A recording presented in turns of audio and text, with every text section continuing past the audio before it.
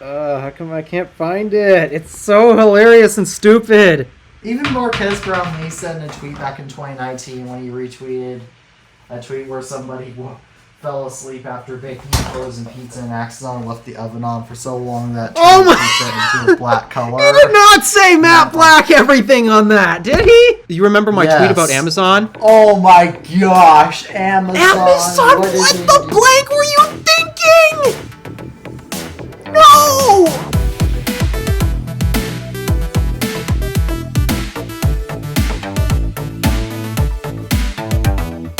Hello, everybody, and welcome back to the iTunes Family Podcast. In this episode, I am one of the hosts, Teddy Maggart from the iTunes Fanboy. My name is Alpha DeWolf. And unfortunately, we do not have Tabby Cat 406 or Tabby Pears joining us today because he was again unavailable for this episode. Which is a little bit ironic because we thought Alpha was going to be gone for a number of episodes, but as it turns out, it was the opposite. Yeah, it turned out everyone was gone for a few episodes, and well, I was available, but nobody else was. Mm-hmm. And there was that one episode that we tried to record but failed. Yeah. Bunch of shenanigans keep happening all the time, and now I'm still even trying to figure out a new recording possibility. Right now it's a bit clunky for me because, in case you guys hadn't noticed, I moved the desk. So that is why you got a different angle last episode and a completely different one this one, because I'm still trying to figure out the best place to put the MacBook. I want to use continuity camera again and mount it to the top of my monitors, but the problem is I don't have a good mount to do that, and why not just use your tripod? So I have to use the MacBook's webcam. Why not just use your tripod like I do? Because I can't fit it in a corner. Oh, yeah, that's true. Why don't you just get a compact tripod then? You know me. My desk is always a mess. Why don't you clean your desk then? That's a good question. Why don't I clean this whole room? Why don't I clean my card? Jeez. Yeah, I think I found a solution. Anywho, getting on to our first topic of news. The first one is just a TIFP update, which, in case you haven't noticed, in this episode, in the last episode, in this episode, I reverted back to the Season 2 design of TIFP thumbnails rather than the Season 1 design like I started doing with Season 3 because I thought it would alternate. But as it turns out, I just preferred the look and the cleanliness of the Season 2 the iTunes Family Podcast thumbnail design. I thought it looked more unique to the podcast. And so as a result, I just kept that theme. So. Meanwhile, I haven't really made that many changes to the editing, other than we made changes to the recording process. Yeah, we didn't really make that many changes. Well, at least now, because everyone's so far has been wearing headphones, that means I don't have to constantly mute a bunch of clips all the time, and the audio sounds great for once. And now we have fewer guests. I'm also back to using the MacBook's built-in microphone instead of continuity cam, and I think it sounds better.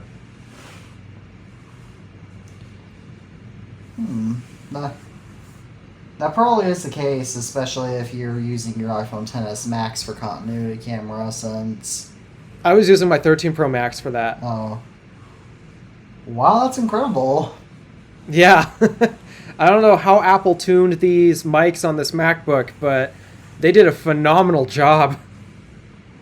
Yeah, it's a very different story for me on my old MacBook that I'm trying to replace, because this 16-inch 2019 MacBook Pro, the microphones are not great compared to even my iPhone 11 Pro Max. They're about the same. I'd say they're better, actually. No, to me they sound worse. To me they sound just a little. To me they sound a little bit worse, but at the same time they're a little bit better than my iPhone 8 Plus. They sound that bad? Yep. Because my friend Salt Pepper, he has a similar MacBook to you and is using an iPhone 8, and that thing sounds way better than his iPhone 8.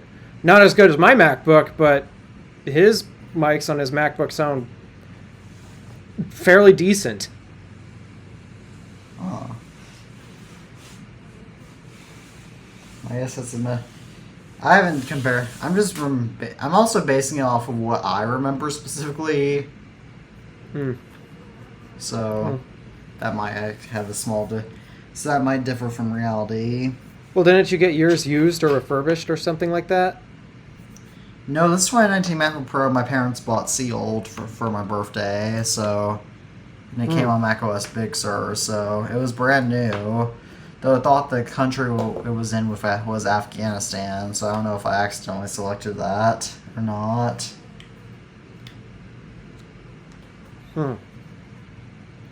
That's a bit odd. Yeah, I either accidentally selected it or else maybe it was initially sold in Afghanistan. I thought that was the default. Like, when you select your country or region, doesn't it always default to that at the top? Because for some odd reason in macOS they don't put the United States at the top, like they do with iOS and iPadOS. That might in iOS they don't even always do that. Sometimes when I set up my legacy Apple devices, it'll default to the other country. It'll make you scroll all the way down to the United States. So yeah, it sucks that Apple's primary customers are here in the United States, and somehow they had a slight design flaw where you scroll through all the lists of countries in alphabetical order, except all of their primary customers. They have to scroll all the way to the bottom of the list because where is you? Not good. That was not good design. No, that was not. They may have fixed it now in newer versions of macOS, and I just haven't set up a newer version of macOS. So, I don't know. Yeah, there's only 3 different versions of macOS I've ever set up. High Sierra, Catalina, and Monterey. After that, I haven't set up any other versions. Yeah, I've set up Panther, Tiger, Snow Leopard. No, I haven't set up Lion. I've done Mountain Lion, Yosemite, El Capitan, Sierra, High Sierra, Mojave, Catalina, Big Sur, and that's it. Because my only Mac that can officially run macOS Monterey and Ventura, and now Sonoma, is my 2019 MacBook Pro. So I just update it.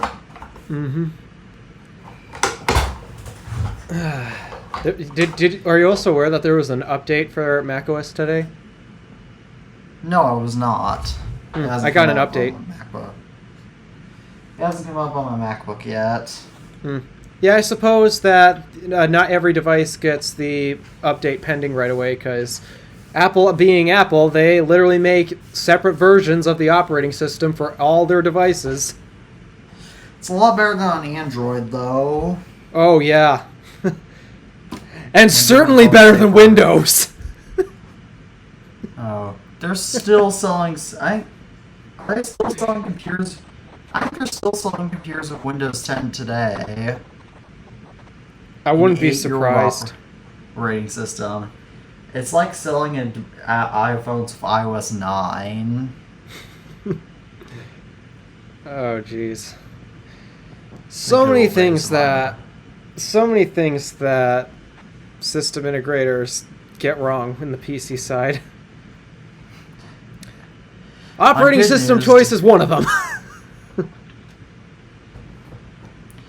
On some good news, the first good news option to talk about is that the iPhone 15 Pro and the 4 Pro Max are going to potentially release with a 2 terabyte option, and the base model will be increased from 128 gigabytes on the iPhone 14 Pro to 256 gigabytes. I guess it's a good thing that now if I end up buying an iPhone 15, which I'm most likely not going to, I can actually stick with the base model this time. Yeah, because on my iPhone 14 Pro, I have the base 128 gigabyte model, and It's barely enough storage for me. Yeah, I got 256 on both of my iPhones, and just the other Saturday, I believe, actually, I was recording for the Gadgets channel. It was that video talking about quality control and all that. Yeah. I ran out of storage. I filled the whole thing up. Oh, jeez. So, and actually, I've been debating, depending on the type of videos I'd be able to make in the future. I might have to upgrade, not because the phone cameras are bad, but purely because I need more storage. That's probably the biggest thing that's going to have to make me upgrade my phones too, because if I can't pay for more iCloud storage to be able to mitigate the storage problem, mitigate my iPhone's lack of storage, I'm going to have to upgrade these to the iPhone 15, 15 Pro, or 15 Pro Max. You'd probably do Pro since you keep complaining about phones being too big. The only reason why I would do the Pro Max is because if I'm upgrading to the 15, I might want to try out the new periscope lens. Fair enough. Though the Pro size I prefer much more to the Pro Max. Yeah, for me, the reason I get it is just because I need more local storage for camera recording, because I want to get into recording road trips, but obviously, you need the storage for that. So, as a result, I mean, I barely did it with my 13 Pro Max. It did it just barely, and I wasn't even able to record full quality on that. But I got the whole thing captured. But if I want to do longer trips, I'm gonna need more storage than that. So I might, in the future, depending on if I'm able to make these road trip videos that I want to at some point, I might have to be the weirdo that springs for the 2 terabyte option. I don't know what storage I would get if I upgraded to the 15 Pro or 15 Pro Max. I might not do 256 gigabytes just because I do want my phone to be able to last for quite a while. Well, the other thing too is we use our phones for recording videos and all that, so I don't keep them locally stored on my phone though. Neither do I too, but I don't know, depending on how long you spend recording or how many projects you have filmed at once, it's helpful to keep it on the device in the meantime. Yeah, I don't do many projects at once, so as a result, that's not my primary storage issue. Is just photos, as I take a lot of photos. It's the one thing I never take. I do videos. I don't do photos. The reason why I take a lot of photos is because if I see something unique, I like to take a photo of it. And I also keep all my YouTube thumbnails stored on my phone. Oh, I just keep them in a separate folder on my Mac. Probably should actually back them up to the server. Yeah, I don't have a server to back. Yeah, you're lucky you have a server, as somebody doesn't, as I don't. I'm surprised you didn't get one of those airport time capsule things. That's because, well, of course now it's because I don't have the money to, but I didn't. I was planning to, but I just paid never $50 for mine. I would rather put that money towards a new MacBook if I can, since that is not cheap. I've been dreaming about getting a new MacBook for like 8 years or something like that. So, 8 years. So, yeah, my one question is, how would you spec it actually? I would just do the base model, since 512 gigabytes is plenty for me, plenty of storage for me. Are you sure? Because I thought you said that you wanted to upgrade to Final Cut. Yes, I'm going to upgrade to Final Cut. I'd recommend going 1 terabyte for the base configuration. Oh, actually, you make a good point, because I forgot something. when I tried the Final Cut Pro trial on my 2019 MacBook Pro the first time, one of my projects was a 20-minute video, took over 700 gigabytes of storage. Yeah, okay, I might need a terabyte. Yeah, I'd recommend going a terabyte if you are planning on upgrading to Final Cut, because I mean, for my long projects on my old MacBook Pro, I nearly filled the whole thing up, and now if I do my longer projects on this in Final Cut, I come close, and every now and then I have to get creative with my storage because sometimes I find I'm running out of space in my 1 terabyte drive. So maybe in that case I'll have to go to maybe 2 terabytes in that case just to stay extra safe. Well, you typically do shorter videos than me, so I guess something to account for is, do you want to do longer videos in the future? Because if so, then I recommend 2 terabytes. Actually, no, I'm not going to go 2 terabytes for now, because I won't go 2 terabytes for now just because this is already a pretty big financial work for this. This is a lot of work for me just to get even a base model MacBook Pro for that matter. So as a result, get the student discount. Still, even with the student discount, it's still a lot of work. So as a result, yeah. But that's how I got my MacBook. I used the student discount and upgraded the storage from half a terabyte to a full terabyte. Totally worth it. Because if I have to save up for much longer to get higher end configurations, then I know it was hard enough for me saving up for my iPhone 14 Pro and not being in my Apple Watch Series 7 basically back to back, because I couldn't really get the full Ultra that I wanted to because it was just too much to try to save up for at the same time, because I had other stuff that I needed to buy too. In my opinion, I don't really think you needed the Ultra. I thought it would have been excessive. Now that I have a Series 7, the battery life on this thing, especially now that I wear it more, now that I can actually wear it to school, it's actually in some cases even worse than my Series 5 was. How's that the case? Do you use the always-on display? Nope. That is weird, because I have no issues with my Apple Watch getting me through the day. In fact, it'll still get me through 2 days. I have to charge mine every day now. That's weird. Almost every day, so... What do you do on your watch that consumes so much battery? I just don't get it. I don't do anything on my watch. That's the thing. I literally just use it to check the time, track my workouts. I don't even have that much time to do now because I have school. And I use it to check the weather, which even then just loads on my watch face. Yeah, because I'm trying to check texts and respond to texts. I usually tried my best to pay attention. Like, let me see. Oftentimes I'll use it to pull out the notifications because I don't like pulling my phone out of my pocket. Tracking workouts and all that, which I wish I could do more of, but I don't have time. The time, obviously, the weather. I'll pull out the calculator even on it, actually. Hint, hint, yeah, iPad OS. I do that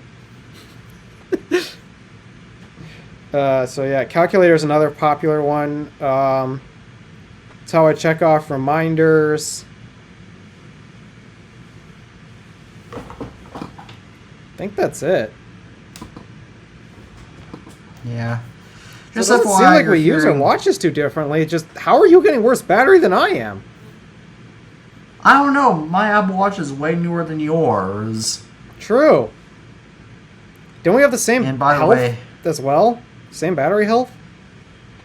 Maybe, though. By the way, that is my MacBook's fans that you've both the viewers and Alpha hear. Well, I'm actually hearing your audio from your AirPods, so actually I can't hear your fans. Oh.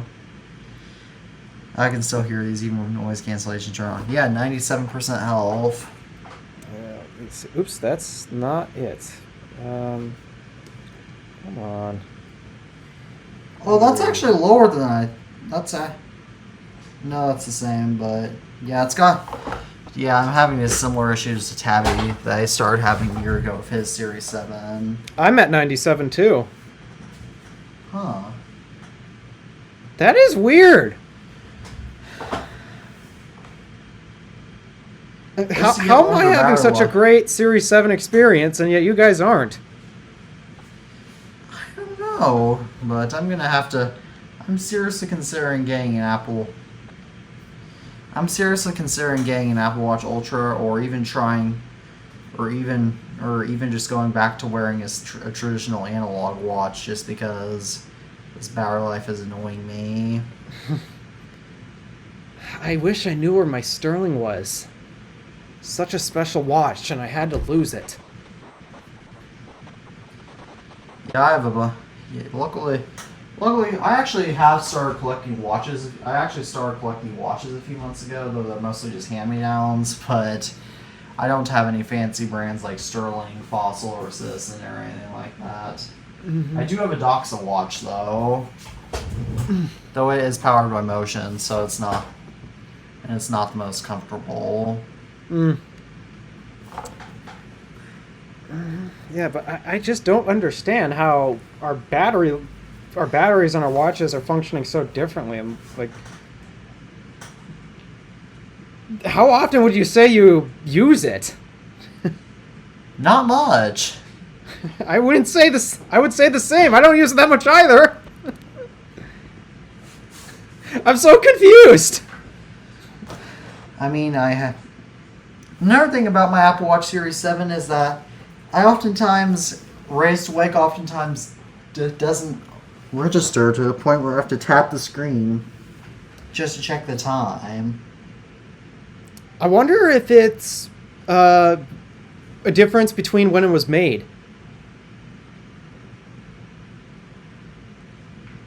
Maybe. That could be my only guess. The date of manufacture. That's my only plausible guess. Though our Apple Watches would have had to have been made maybe around the same time, because mine could be older, but it could also be newer since I bought it from a refurbished Amazon store. Or a refurbished Amazon store. Or I got it refurbished on Amazon. Well, that might potentially explain it. Yeah, that wasn't the smart. Well, you know, maybe I should have just waited to get a Series 8. Nah, I would have still got Series 7. Just because the Series 7 you can't buy directly from Apple anymore. Yes, sadly. Series 8 was such a pointless upgrade. Well, getting back to good news regarding technology news, the iPhone 15 series will support up to. This is one that Tabby would be really excited for. They're going to support up to 35-watt charging. Good for someone. Instead of 30, which will make Tabby very excited because he does not like iPhone charging speeds. He thinks they're too slow.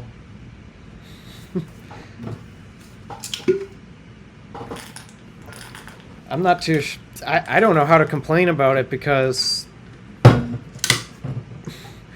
for one, faster charging is not good for the battery.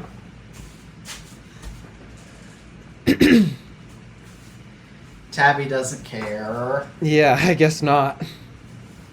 But in fact, as Tabby and I both say, if you need to take good care of your battery, your Pro battery, and if you need a battery that lasts a long time, you're probably too addicted to your phone. Yep. Yeah, for the most part, my Tennis Max never hits under 80%. Scratch that. It's at 72 right now. Still not bad. Yeah. Yeah, you'd be surprised. Despite how aged this thing is, it's under 90% health right now. I genuinely don't care. It doesn't even faze me anymore at this point. I finally broken my... Yeah. I finally broken my phone addiction. Congratulations. I feel more alive. Like, you might notice I'm not even on that platform that got rebranded anymore. X. I hate that rebrand so much. Yeah, you might notice that I don't visit that platform as much anymore, but I generally spend less time on, so I generally, like, I'm not totally leaving social media or anything, but I've also started spending a little less time on it.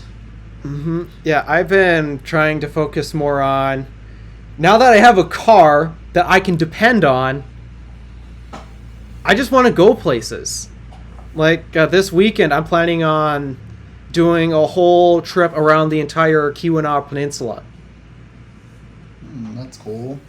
I'm going to record that for YouTube as well, so better clear out my storage on my 13 Pro Max. Ooh. Yeah, it's just, I love getting out in the world and seeing what's out there. I mean, sure, just look it up, Google it, you could see what it's like. It's not the same. It's not the same as actually leaving your house and going to see something in person. Oh, I understand. So, yeah, I love travel so much. So whenever I get the opportunity, I take it.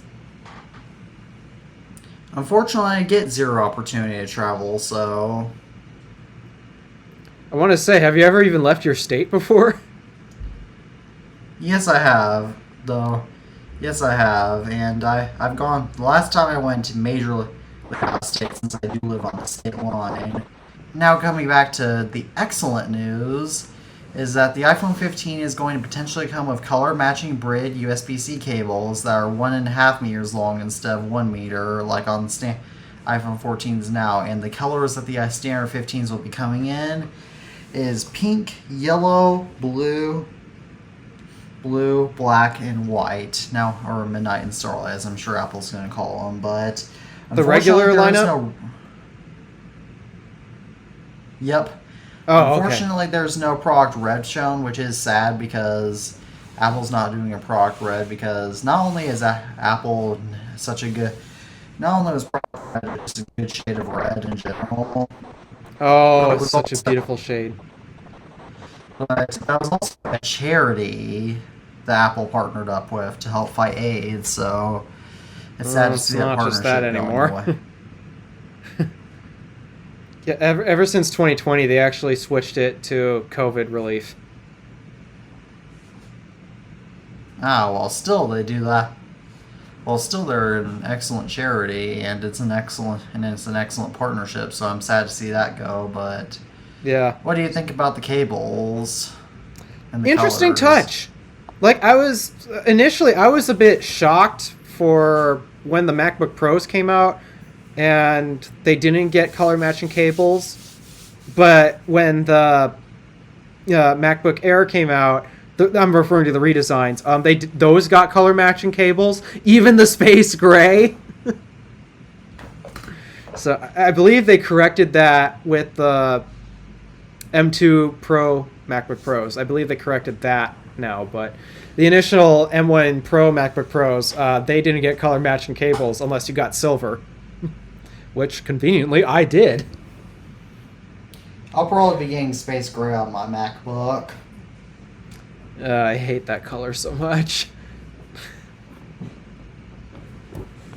Yeah, when you walk around a university a lot, you see a lot of space gray MacBooks. Yeah, I don't see many space gray MacBooks out in the wild. But that's just because no one really likes Macs, especially in my area. Yeah, I've been surprised with the amount that I see, and I'm even surprised that my coworker just admitted to me today that he has a Mac, his own personal MacBook. I've never seen it before, but yeah, but basically everyone else's MacBook that's newer than what is it? It was whenever that space gray color came out. It's always been space gray. I've never seen a silver version of that. 2016 was when they redesigned the Pros. 2018 was when they redesigned the Airs, and 2015 was when the first Space Gray MacBook, being just the MacBook, came out. Yeah, but yeah, ever since Space Gray came out, that's the one that everyone's gotten, except Salt Pepper. He is the only person I know who has a MacBook that is not Space Gray. Yeah, I have 12. Yeah, none of my MacBooks are Space Gray, and I have 1, 2, 3, 4, 5, 6, 7, 8, 9, 10. Yeah, that's a lot. Yeah, I Most just of them really don't hate even that work. color. Most of my MacBooks don't even work properly either, which is a shame. Yep. But getting back on some more. Yeah, color match cables. That's a touch that I'd appreciate, especially considering. You think that these regular models are also going to get a price increase? No, there's no rumors of that. And they're basically going to have most of last year's hardware, so no, there's no chance of a price increase. I wouldn't say there's no chance, because this is Apple we're talking about. Apple's not going to. Apple doesn't do price increases for no reason, and The Mac they Pro? only do price increases when.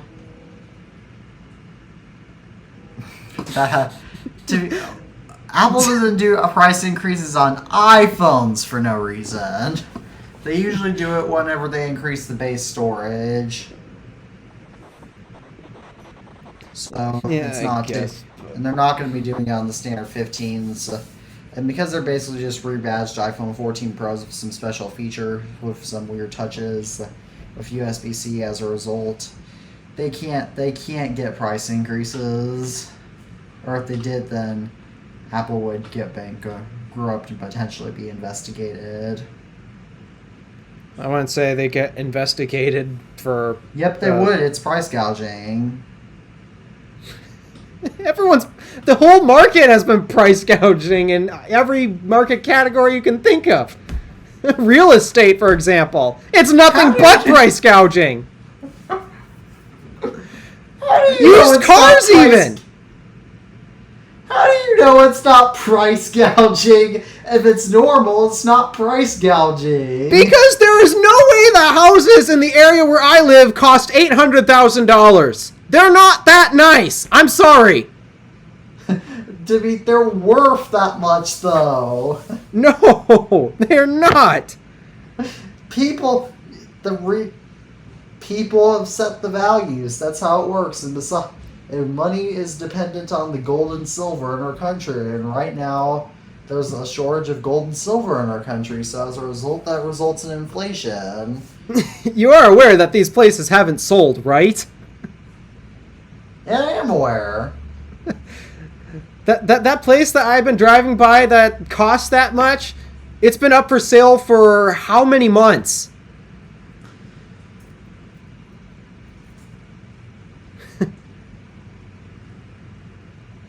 Nobody's paying these prices. Yeah, it's still not price gouging, though. I'd say it is. Especially with used cars nowadays. Yeah, even used Ford Rangers are super expensive. Used trucks in general are way too expensive. I guess it just goes to show you why you buy new. Well, new trucks aren't any better either. Well, still you get all the benefits. If you're going to be paying a lot of money, you might as well just go new. Yeah, I suppose so. But getting back on topic, iPhone 15 production is already starting in China, and supposedly it's going to be starting in India soon too. Coming from two different places.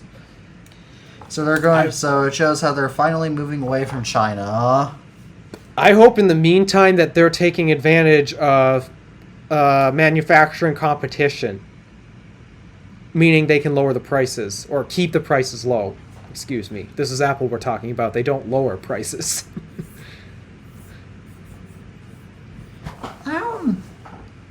If we're thinking about lower price, if they're going to do lower prices, then it's going to have. That's not. If they're going to do lower prices, then India's manufacturing plants will likely do that because because Chinese workers have revolted. As a result, they now cost 3 times more than they now cost 3 times more than Mexican workers. Yep. So as a result, India will definitely win that war in that case. Though I hope in the meantime that, because now there's 2 different assembly lines in 2 different nations, I hope that they try to compete on price, which means Apple doesn't have to up the charge for whatever reason they think is necessary, which would really be appreciated, especially because things continue to get more expensive, and it would be so nice if another product didn't get more expensive. To be fair, technically the base storage is increasing, so and it costs the same as 250. The base storage iPhone 15. Technically, a 256 GB iPhone 15 Pro costs the same as a 256 GB iPhone 14 Pro, so it's not technically a price increase if you look at it that way, but it is also a price increase. Well, didn't when did the iPhones get 128 gigs base? iPhone 12 series, but they didn't get a price increase. And they did not get a price increase, but the iPhone 7 and 8 got big price increases because they both doubled the base storage capacities. Well, how come the 12 Pro series didn't?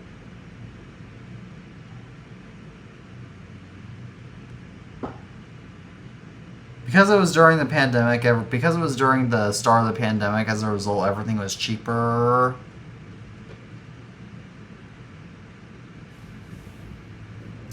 So, Yeah. and it probably wasn't too much.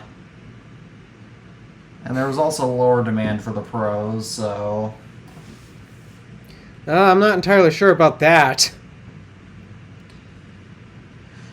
I heard that the 12 Pro sold better than the regular 12 series. That doesn't make a lot of sense, but oh well. Yeah, somehow the Pro actually did better than the regular series.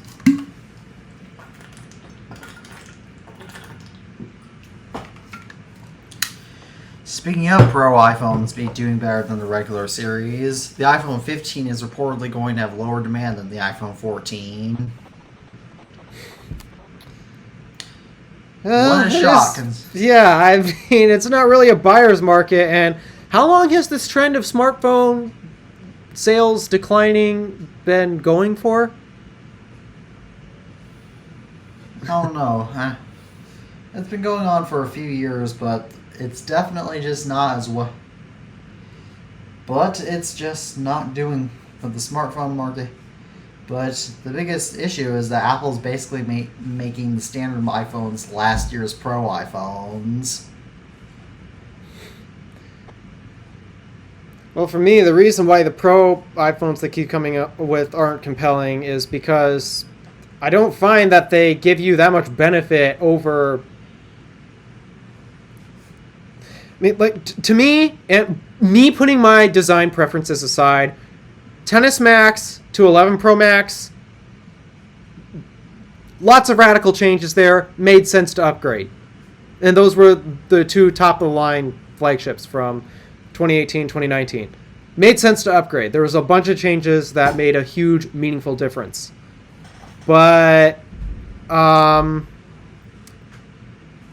Pro Max to 14 Pro Max, Dynamic Island, satellite connectivity, car crash detection.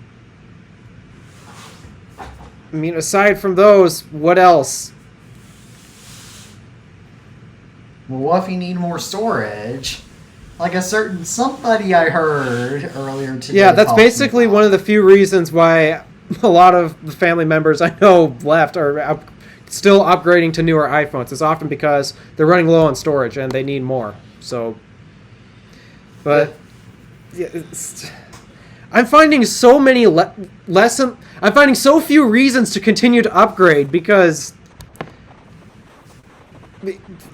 the only reason why I'd upgrade is if it makes a big, meaningful impact on how I use my phone. If I were to, say, start filming a bunch of more road trip videos, well, my current phones are definitely not going to cut it. So a huge storage increase, yeah, meaningful impact. But the way that I live today, it's not necessary. There are two reasons why I can explain the reasons for upgrading your iPhone. Number one, I see iPhones kind of like gas cars towards the tail end of their lifespan, which is why even though they didn't come out with or just cars, which is that even though they don't come out with a lot of groundbreaking new features each year, they still come out with a lot of refinements most of the time, and a lot of good improvements to make the cars a better experience. Well, phones are the same way. Even though phones might not be as big of a deal, because now Apple releases new iPhones every year. As a result, it's not quite as special to hear about new iPhones releasing as it was towards the beginning. But they're still adding lots of new features that make phones compelling. It's just that people just kind of forget about it because Apple does it so often. Well, I'm not too sure how relatable they are to cars, because cars will last typically 20, 30, heck, if you even take really great care of it, 40 years or something like that. Like, you wouldn't believe how many classic cars drive around here in the summer. Oh, I see a bunch of them. I see a few of them too. I've seen one car from the 1950s drive around here. I still see a few cars too, especially 57 Chevys. I don't know the difference between all the years and all that. Like, people say new cars all look the same. I don't know how. I can't tell the difference between all those 20th century cars. I can't tell the difference between them all. They all look the same to me. Okay. Back when my grandmother was younger, and you saw all the cars out on the road, according to her, you could always tell whether it was a Ford or a Chevy or whatever other type of car driving up on the road, even from a distance, without having to get super close and look at the car itself and see the logo and the brand and the type of car usually, which is printed on the car. Like, you didn't have to do that back in the day, and particularly with 57 Chevys, 1957 Chevys supposedly. Or they have a really unique design that was only done for that year, which is how come my grandmother especially can tell the difference. Yeah, I just can't tell the difference, though. Car's something that will last typically way longer than a smartphone, except now smartphones are even getting to the point where I know a lot of people who when did they get theirs? Holy crap, they've had their 8s for... They've been going on strong for 6 years. No issues. Base model 8s. They only upgraded a couple months ago. They're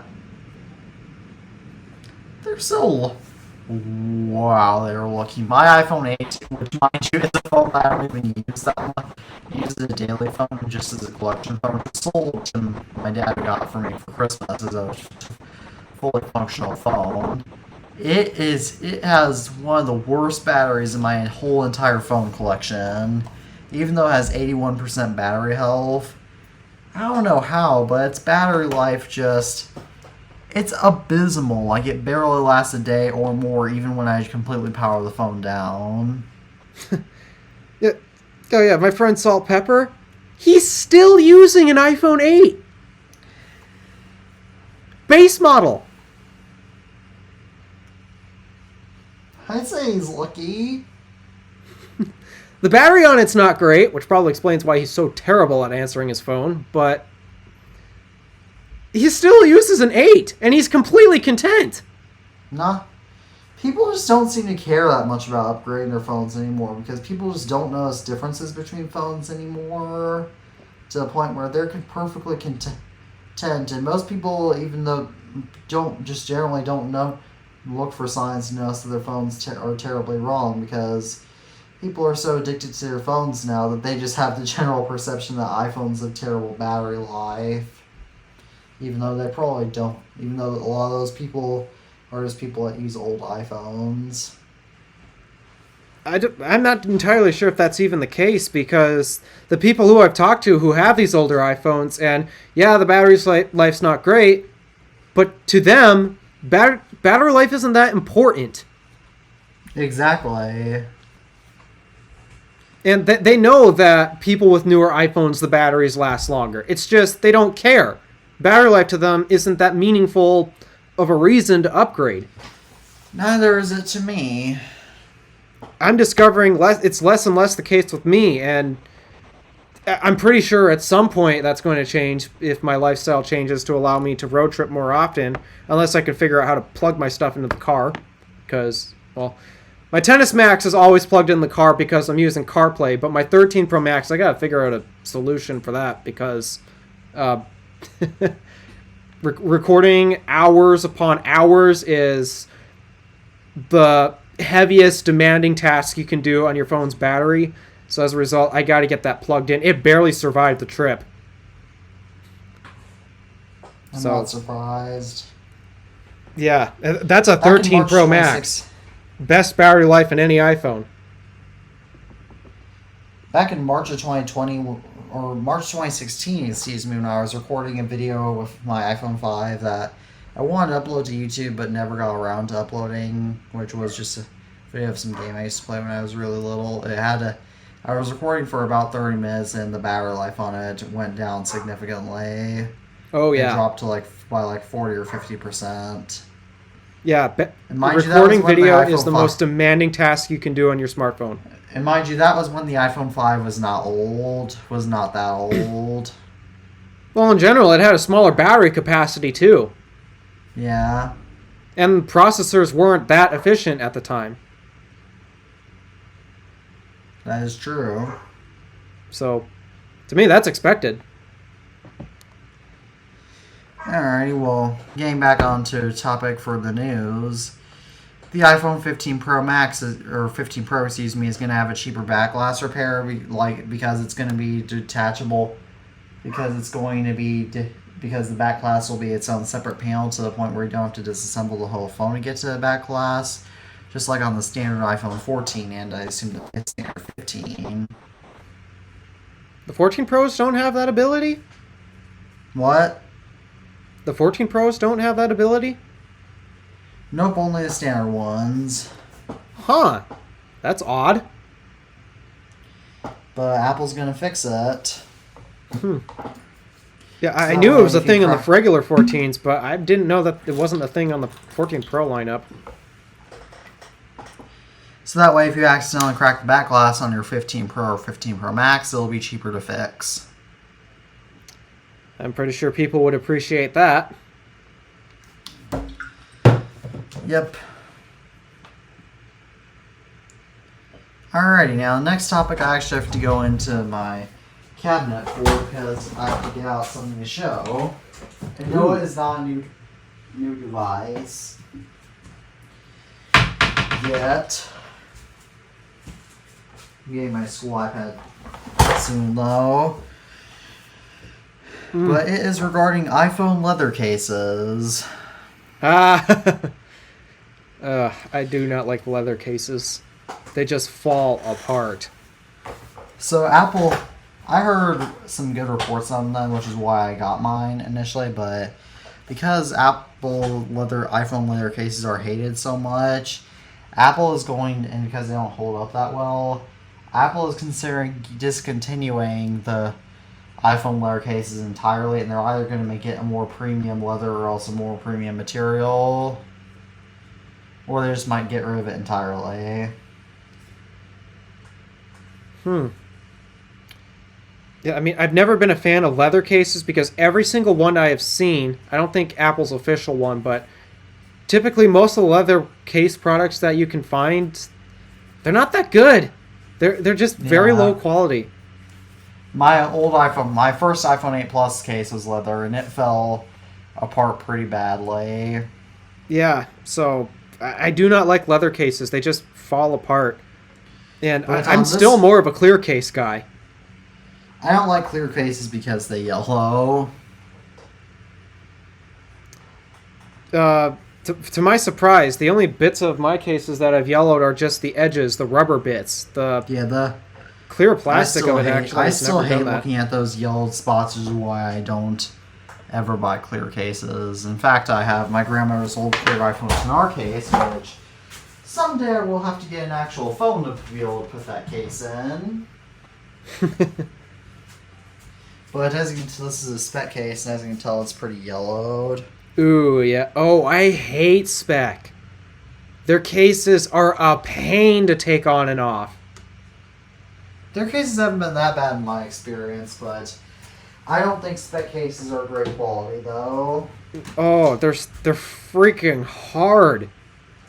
And I like the stiff. I like the look of spec cases, but I don't like. But if I had to choose a brand case for my phones, I would personally. If I was to get cases for all my phones in my collection, which is something I might do eventually, is I might just go out and buy cases for all my phones to keep them protected. I would probably go with OtterBox. Yeah, OtterBox is usually the safe default. They may not look the best because they're kind of bulky, but they're the highest quality cases anyone knows of. They still fall apart after a few years, but they're still really high quality and nice, because even my mom's Case-Defy case, which, mind you, is very expensive. Oh my gosh, that is the worst. It's already starting to fall apart a little bit.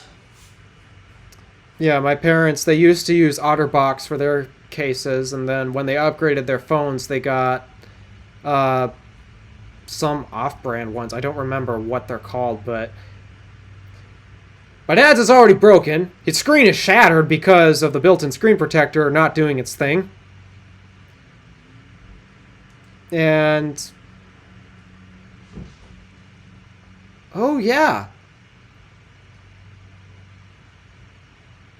I think my mom cracked hers too. And she just got hers like a few months ago. I think they're bad cases. In fact, I know they are. Oh, jeez.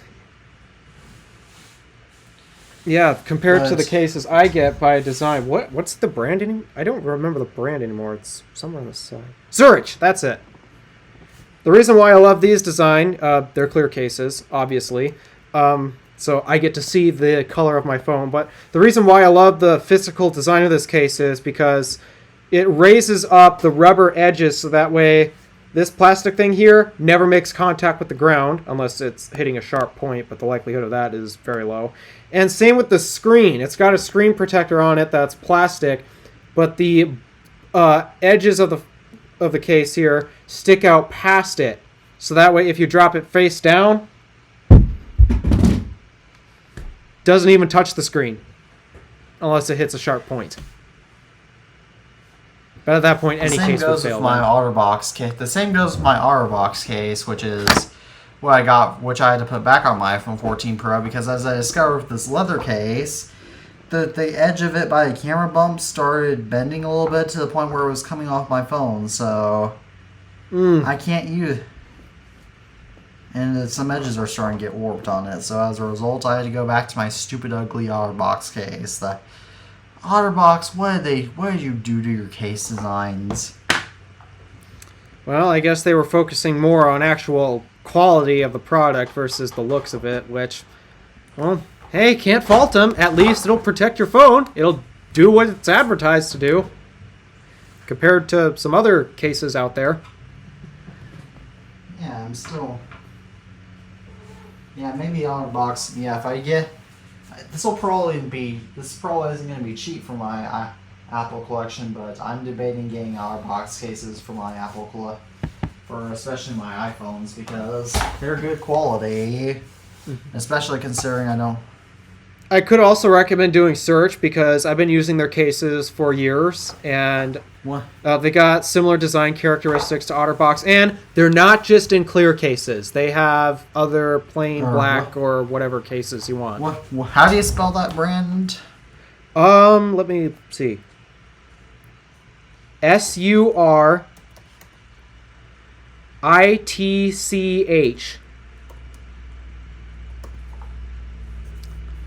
Yep, their website's coming up right now as I tell.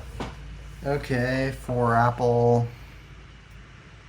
Well, that wouldn't work for most of my collection because they only make them for the iPhone 10 and newer. Yeah, they don't even make SE cases. Really?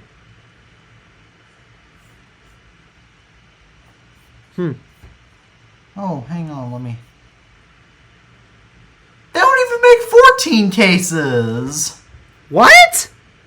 Yeah, they don't make nor 12 cases. So how come I got one for my XS Max and my 13 Pro Max, coincidentally?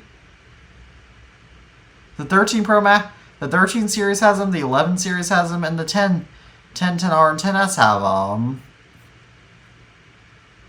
Oh, wait. I know why they don't have one for the 12 series. Why? The form factors didn't change. Yes, they did. What changed with the form factors? The camera bumps changed on the Pros. Yeah, but you can fit a 12 Pro in a 13 Pro case. Okay. The button layout is also slightly different, as I remember watching Tabby's video about that. What's different about the button button layout? You can't fit a layout? 14 Pro in a 13 Pro case anyway. Well, I can see 12 Pros fitting in 13 Pro cases, but I don't know if they changed anything with the 14 series, but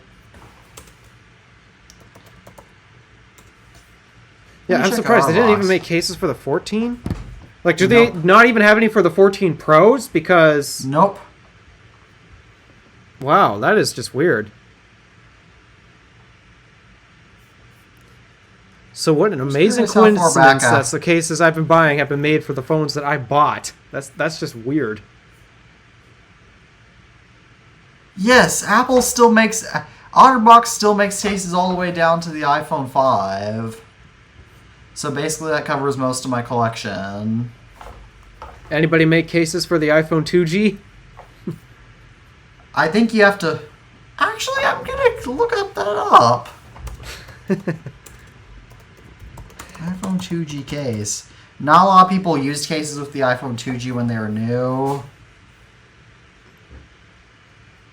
Yeah, I suppose the concept of putting a case on your phone wasn't really much of a thing at the time because, well, phones were built with extreme durability back then. You have to go on eBay, and they're mostly fit for iPhone 3Gs and 3GSs. Wow. So finding a case for the original iPhone must be difficult. Oh, I mean, I'm sure you could most of the time just just fit. They can technically fit in a 3G and 3GS case, so. But yeah, you can only just get cheap silicone cases now. Oh. Okay, you can get. Wait a minute, they're still selling some old They're still selling some old refurbished iPhone case. Okay, there you can find cases for eBay. On eBay. Now let me look up iPhone 4K. Buy a case off of eBay. I would. I don't care. You'd buy a case off of eBay? For old phones, I would. Okay, I guess fair enough, but like, I just wouldn't do that. I'm gonna look at 4 and 4S's cases, because... Okay, there's How many of those have you got? I have 1, 2... I have 4 4s and 3 4S's. Oh my goodness. Okay, they're still selling some cases. They're still selling some new old stock OtterBox cases.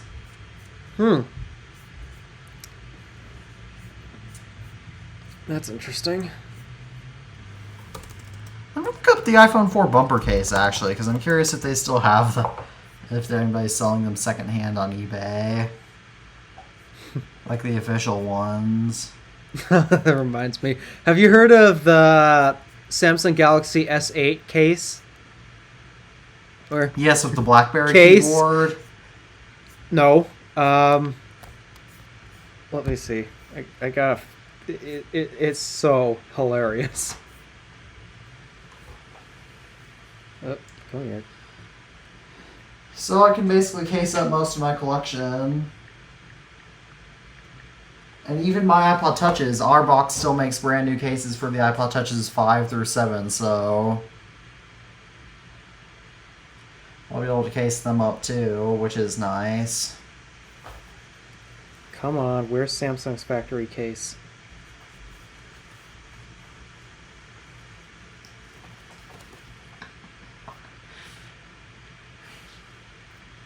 How come I can't find it? It's so hilarious and stupid. Is it the S View case? I'm trying to find it. Is it the flip case with the cover?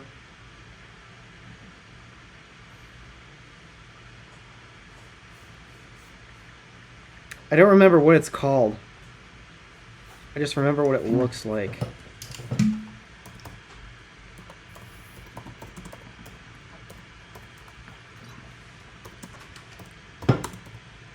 And Google Images is not being very helpful at the moment.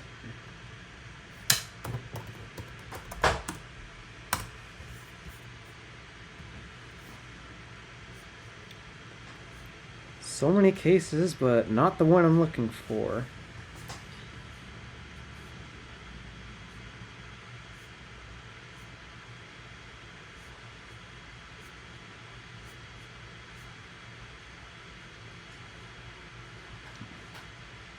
Darn it. I might have to give up on looking for it because I cannot find it.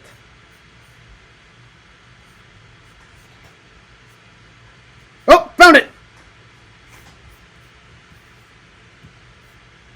What?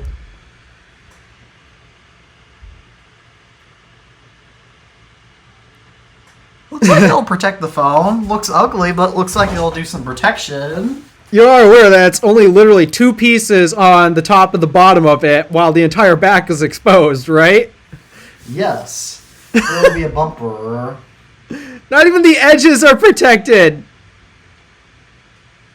Oh! Is that even a case? I don't know what these are! They're like bumper things you slide onto the top and the bottom of your phone, but the entire back glass is exposed. The edges of your phone are exposed. Yeah, just... And this was an official case made by Samsung for their S8.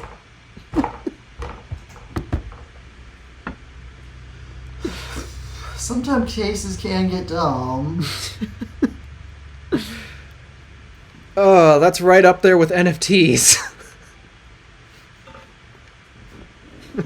And so many other things. I still hate browsing Twitter and seeing all the hexagon icons because of what they symbolize. Such a dumb thing. You mean the verification check marks? No, I'm talking about the NFT profile picture things. The hexagons. NFTs should be illegal because they're technically not worth anything.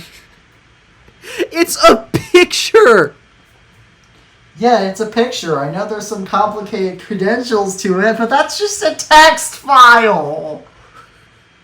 Stored on some sort of cryptocurrency chain? Like, no, that's not how it works. It's literally just a text file. There's nothing special about it. It's sort of just a photo, and the credentials are a text file. I still don't know how some people weren't able to pause and just say, wait a minute, okay. Who thought this made any sense? Scammers thought it made sense. Yes, scammers thought this made perfect sense. This whole NFT thing was nothing but a scam. Oh, yes, NFTs are such a scam. Yeah, just, who thought that made any sense? And who thought it made sense to actually buy these stupid things? People who have been lied to. Dupes thought that. I mean, we've seen many other stupid decisions happen within the past how many years? I guess we shouldn't be surprised, but... Jeez. Anywho, what were we talking about? Well, actually, we were talking about cases, but I think we have the topic worn out, so... Yeah, now do you I'd want say to move so. on to our next topic? What is it? And our last topic, our last tech topic, which is that the Apple Watch Series 10 is going to use magnetic bands which will come out in 2024. Will use magnetic bands to reduce the thickness of the Apple Watch. Can I come out with a hot take?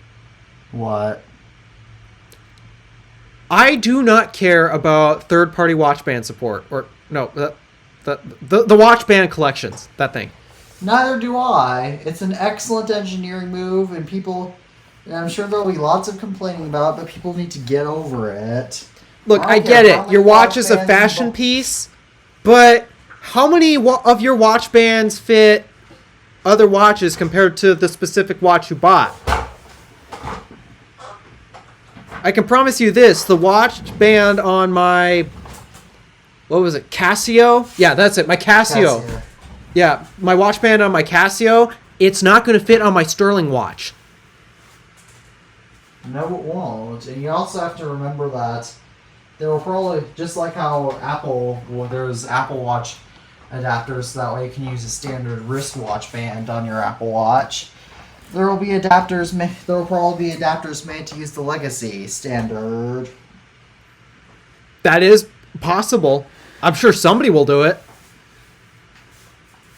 If OtterBox is going to keep making iPhone 5 cases, then surely somebody will come out with a situation with an adapter. Maybe Apple will make one themselves and charge a crap ton of money for it. Actually, that sounds like something that Apple could charge a crap ton of money for. Is they still sell 30-pin to Lightning dongles. True. They still sell Lightning to headphone jack dongles and USB-C to headphone jack dongles. And Type-C to Type-A dongles. Why? Like, seriously? Why? Haven't they ever heard of cables? Haven't they ever heard of get the correct cable in the first place? They just want to make money off of dumb people that don't know any better. Or ignorant people. Well, I mean, it is what it is. Yeah, actually, the whole adapter thing, I watched Tabby's review of AirPods Max, and he brought up the cable. Why is it only Apple's cable that works? Because he's tried other third-party cables, but they don't seem to work. Why is it you can only use this specific one that Apple makes? It's actually because of hardware, not software. And it's not proprietary stuff. It's literally just how audio works. You care if I dive into that explanation? Nah, I get it. Mm-hmm. Yeah, basically the way it works is the way that, let's say we wanted to port audio from our Lightning ports on our iPhones because they don't have headphone jacks anymore, which I'm not complaining about. But say you want to do that. How does that work? Well, you take your... I don't have it with me. It's still in Red Fox. I never pulled the dongle out. But you take your dongle and you plug it in, and in that dongle there's what's called a digital to analog converter, or DAC, and that basically converts the digital signal from your phone to an analog signal, because the way audio works is it's analog. You cannot do digital audio. It has to get converted to analog in order for speakers to work. That's just how it works. So with your iPhone, it's the dongle works digital to analog. However, you might notice on my AirPods Max, there's a Lightning port on this. compared to the headphone jack that's currently plugged into my Thunderbolt dock. I'm not going to unplug that, otherwise we might have some weird things going on. But how does that work? It's literally going from... Yeah, it's literally going from a digital signal from my laptop all the way through the Thunderbolt dock to analog into the cable here. And then all the way up through this cable, there's a module in here that does the reverse. It changes the analog signal back to digital so it can flow through this port into my headphones here. And then there's another digital to analog converter in the headphones. So as a result, in order to transfer data, you just have to have a DAC. Mm-hmm. So that is why this is the only cable that works with AirPods Max. It's because all those other cables, they're all digital to analog cables. But this is an analog to digital cable.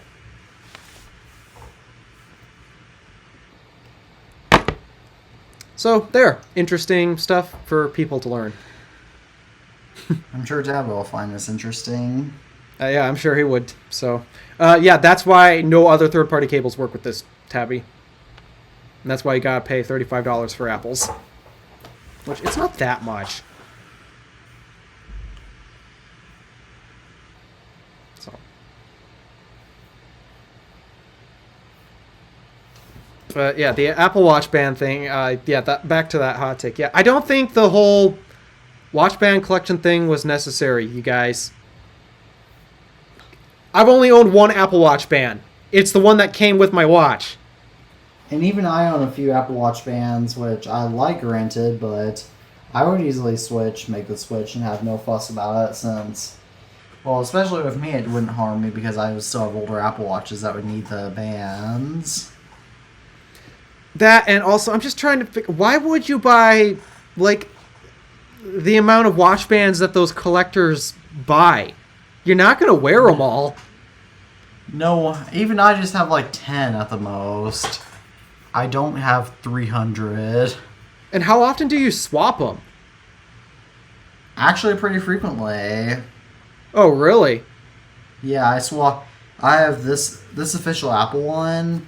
I have a knockoff one that looks just like this, but it's not Apple. I have some watch bands that aren't my style, like if they're black or if they're pink, so I don't wear them. Yeah, I have a leather Apple Watch band which I sometimes wear. And I have a silicone band which came with and I have a couple of silicone bands. Those are so uncomfortable that I can never wear them.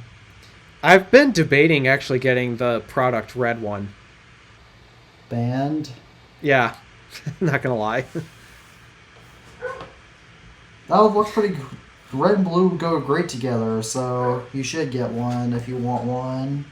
Yeah, though, I don't need to waste the money on that. Plus, they're changing That's the true. design, so... But...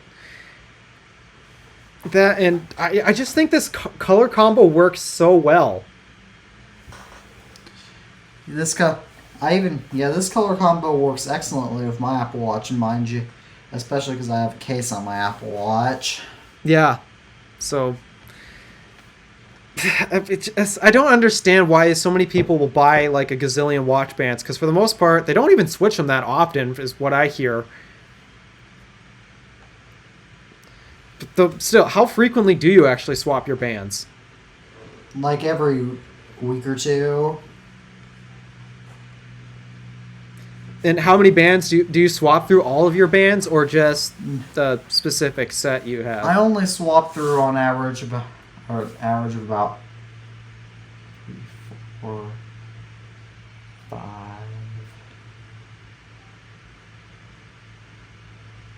Probably 5 bands. So that's only half of your entire collection. Yeah. So, yeah, I don't get the point of having these massive collections. Neither do I. So, yeah, there's my hot take for you guys. I used to have a metal band that I liked just for more formal occasions, but that, because it's a cheap metal band, of course, it fell apart pretty quick. It discolored so quickly to the point where I stopped, and it was such low quality that I stopped wearing, that I stopped even using it, so... Yikes. Yeah, I still might get wish a I knew what formal. my sterling was. Still might get a formal Apple Watch band sometime just to be able to wear my Apple Watch out formally, since I don't really have any good watches to wear to formal occasions. For me, I would wear the sterling to the formal occasions. Like, I wore my sterling for confirmation. There's other special events that I would definitely wear the sterling for. It's just, I need to find that watch! Because right now, my watch collection consists of a Doxa watch, which of course is powered by motion, so I don't know how accurate that is keeping time, so I don't wear that too often. Oh, it's got a battery in it. No, it's powered by motion. Yeah, where do you think it stores the extra charge? Or it does have a battery in it, but you can't just replace the battery like motion powers it. Yeah, I know. Once you wear it enough, it gets going. But yeah, I of course have my I of course have my 3 Apple Watches. Yep. And I have 2 fake Rolex watches, but they are but they're pretty they're also motion powered and aren't that great at keeping time either. How'd your Amazon Halo thing go? Well, that's basically unsupported. That's almost entire. That is not suitable for formal occasions, and that's not even that good of a product to begin with. Yeah, remember when Marquez made a big deal about going to the Met Gala wearing an Apple Watch? I don't. Well, he was supposedly invited to a Met Gala. I don't know, it's some kind of fashion gathering or something. It's a big Hollywood event. Well, he was invited, and he showed up wearing all black, of course. He's Marquez. And the watch he was wearing on his wrist, it was just his Apple Watch. Do you have any special bands on it or not? I don't think so. I think it was his typical watch. I don't remember if the band was black or red. That fits his fashion really well, though, so... Yeah. Yeah, I love how Marquez is so uniform with his color choices. I just hate his color choices so much. That's why I went back to my TIFP, to my old TIFP style thumbnail, so that way I could be more uniform with my color choices of white and blue to represent my channel. Mm-hmm. Yeah, Yeah, for me, the reason why I like red, it's not my favorite color, but I like red, but I do not like the color black, and not only do I not like the color black, I hate matte finishes. Oh, I hate matte black. I have a matte black iPhone 7, which I'll actually pull out, and I hate that color so much that when I get my 7 Plus, I am going to make sure it is not matte black or silver. What would you get? Product red? Product red, rose gold, gold, or jet black. Or I'd say do product red, because product red was the first. The iPhone 7 was the first iPhone to get product red. Product red and jet black are unfortunately a little too hard to find on the 7 Plus, but and they also have white bezels, which I don't find to be the most attractive. But I don't know. I also kind of want the colors between my standard phones and my Plus model iPhones to match, like they do on my. But if they're only my 8, I actually have 8 and 8 Plus that are matching colors.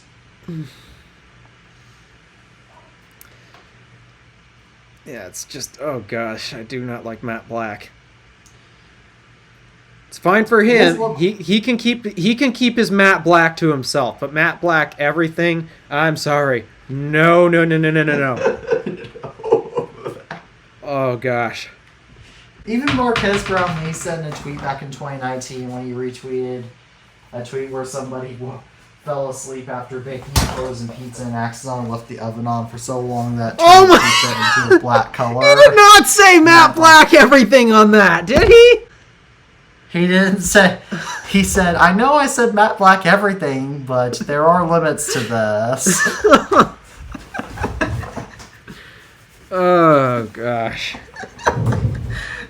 Yeah, like, not gonna lie, I know that one of the reasons why I bought my Magic Mouse is because it's special edition.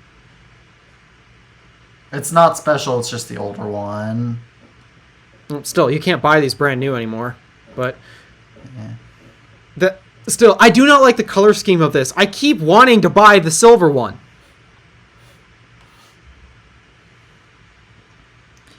I really like that color scheme, and I especially love the look of black on silver on Apple products, especially. Yeah, I'm so picky about. I mean, the time that black works, the keyboard on my MacBook, especially the keyboard bay. Oh, it looks so good. Oh my Great gosh, contrast. black looks so good on my keyboard. Like, it actually works so well. But where the entire product is that one color, or yeah, I just can't. I hate it so much, and yeah, I do not like the color black on my stuff. I'm sorry. One of the things that I don't like about my car, it's the black interior. You're lucky your car isn't all black, because my car is basically all black on the outside, and it's all black, and it's mostly black on the inside with some red accents and some blue floor mats that I had to get, which I had to replace with the blue ones. You know, well, my family has had a black car before. Remember the Chrysler 200? Yeah. That was pure black. Like actual pure black. The entire exterior, the seats, the dash, even the headliner was black. Our old Chrysler 300, my family's old Chrysler 300 was also black. I mean, it looks good, but oh, it is a heat nightmare. That's why that's why my next car, I'm going to make sure is not a black or gray car, because I hate those colors especially on cars so much. Oh, I hate neutral colors. Like that's a number one rule that I have. I will never buy a car that's in neutral colors. Not even white. I might buy white because I kind of like white, but at the same time, white's a little. But I only buy pure white But my primary choice is going to be blue, and my secondary choice is going to be red for a car. And my tertiary choice will be white. I don't want white on my exterior even. And the reason for that is because the interior is going to be brighter. Like after my whole experience with now owning a black interior car for a few months, I don't want to do it again. Not because of looks, but because of heat buildup. It is bad. Oh. That's why I'm going to make sure to get lighter interiors on my cars if I have the option. That, and actually, another hot take, black interiors are harder to clean than white interiors.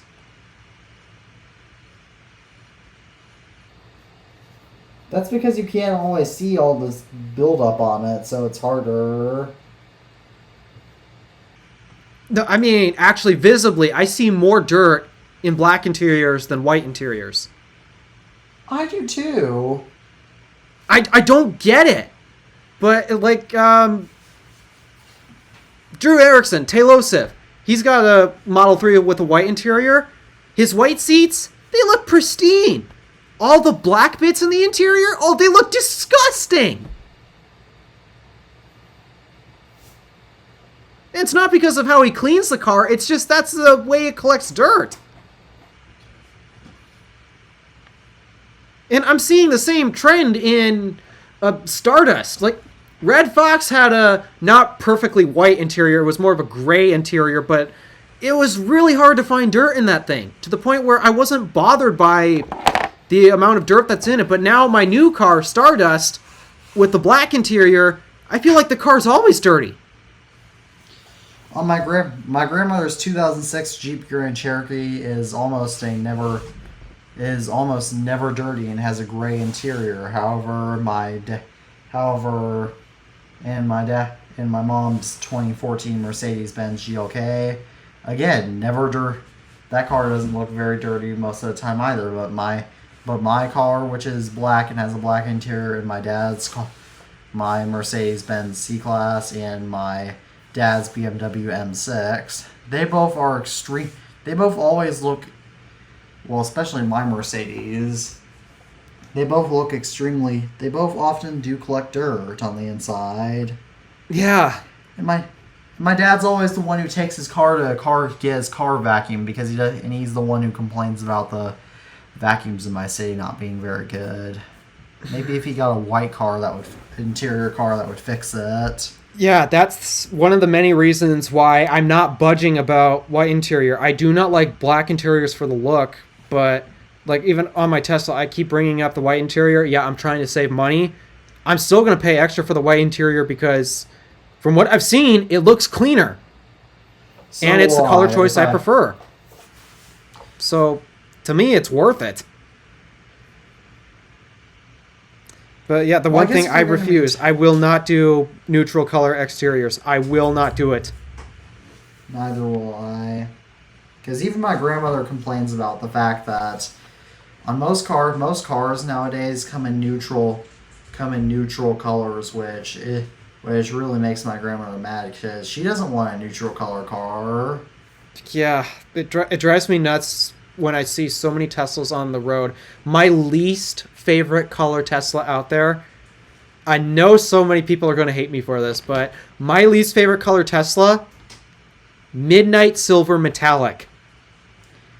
Oh, that's not the color. I hate that color so much. I'll take the white, I'll take the black, I'll tolerate the white and tolerate the black. I hate the midnight silver metallic color. Gray cars are so ugly.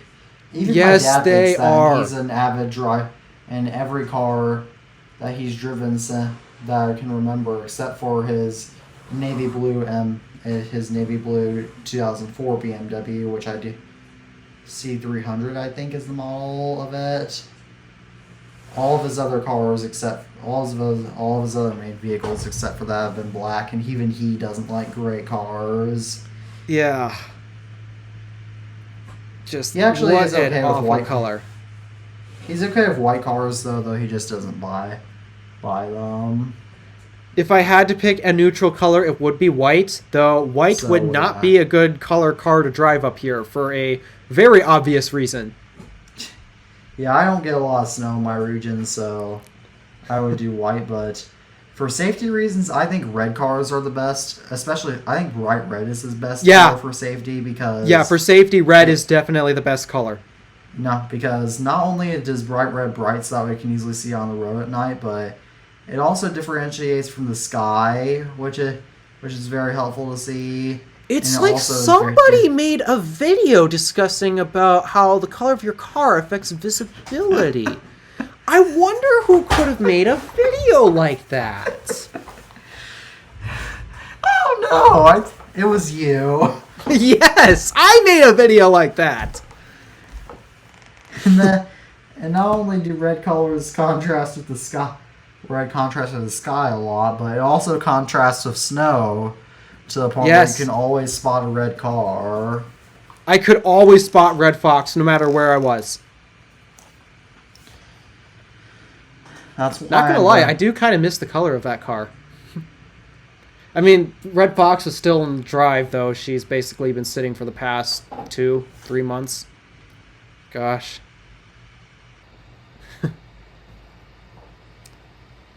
Yeah, I really like red cars, though. Yeah, I guess if we're going to be talking about cars, shall we cover our one last bit of news that I wasn't initially going to cover, but since we have time, we should. All right, what is it? Acura is coming out with an electric SUV that is going to be mostly developed on GM's Ultium platform, which is great, but they unfortunately have some problems with manufacturing, to the point where it might be hard to manufacture, but it will actually give the Japanese a shot at that, and it's also good to see Honda invest in the infrastructure first to release an EV. Yes. And actually, funny enough, a comment popped up that actually I wanted to discuss because it's a great point. But let me pull it up. Oh, I think I know what comment it is. Yeah, though I want to pull it up because I do kind of want to debunk it a little bit because And it's not like that comment that you got about the 2011 MacBook Pro. Yeah, that one had no good information. To back He upgraded to a 2012 MacBook Pro because he thinks that metal graphics are a necessary component now. You know what else also has metal components and so much graphics and support and so much more? Brand new Macs. Yeah. Oh, that guy is such an idiot. Anywho, so this is the comment. So I pointed out how basically Honda's making what I believe is the right move, especially compared to the rest of the Japanese competition. And why did they take so long? It's because then was not the time to do it. I mean, I made enough videos to explain why. It should be obvious. So here's his take on why Honda was late to the game. I don't think Honda neglected it because of charging. I think Honda neglected EVs because they never thought it'd take off, and once they realized that it has taken off, they couldn't afford the upfront costs for manufacturing and R&D to create a compelling EV. So now they're stuck and forced to partner with other companies for making EVs for charging, etc. I think it was Your video. hubris, pure. Okay, I don't understand what he's referring to in the last of the comment, but yeah. Point is, he thinks that it wasn't. Did your whole video debunk that? Pretty much, and like here's the reason why I disagree with that comment. And he's not totally wrong, and I can understand his logic. Unlike the last guy, he had no logic in his comment. But yeah, his logic. Here's the reason why I can debunk this. The Honda E. It exists, not here, but in Europe. It exists.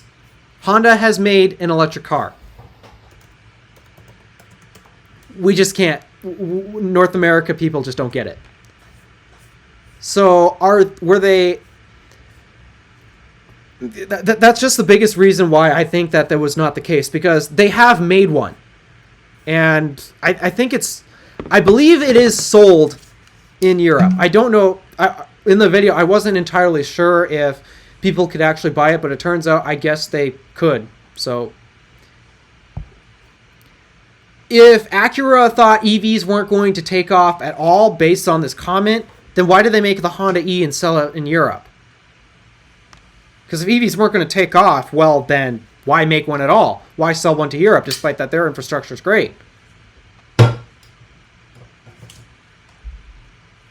So that's the reason why I think that Honda was just waiting for the right time to do it, because Europe, as of right now, the infrastructure's there. It's a bit expensive at the moment due to a bit of a energy crisis that's going on there right now. But the infrastructure is at least there. And here in the U.S., that is not the case. Yeah, it's not the case here in the U.S. at all. The only electric car I can recommend anybody buying is a vehicle that has access to the supercharger network, aka a vehicle that has this standard on it. So that, yeah, I mean, I've still reported on the non-Teslas and how their sales are doing, and I keep giving them suggestions on how to improve the sales. One suggestion being obvious. But yeah, to me, it just makes sense as to why Honda was waiting to do it.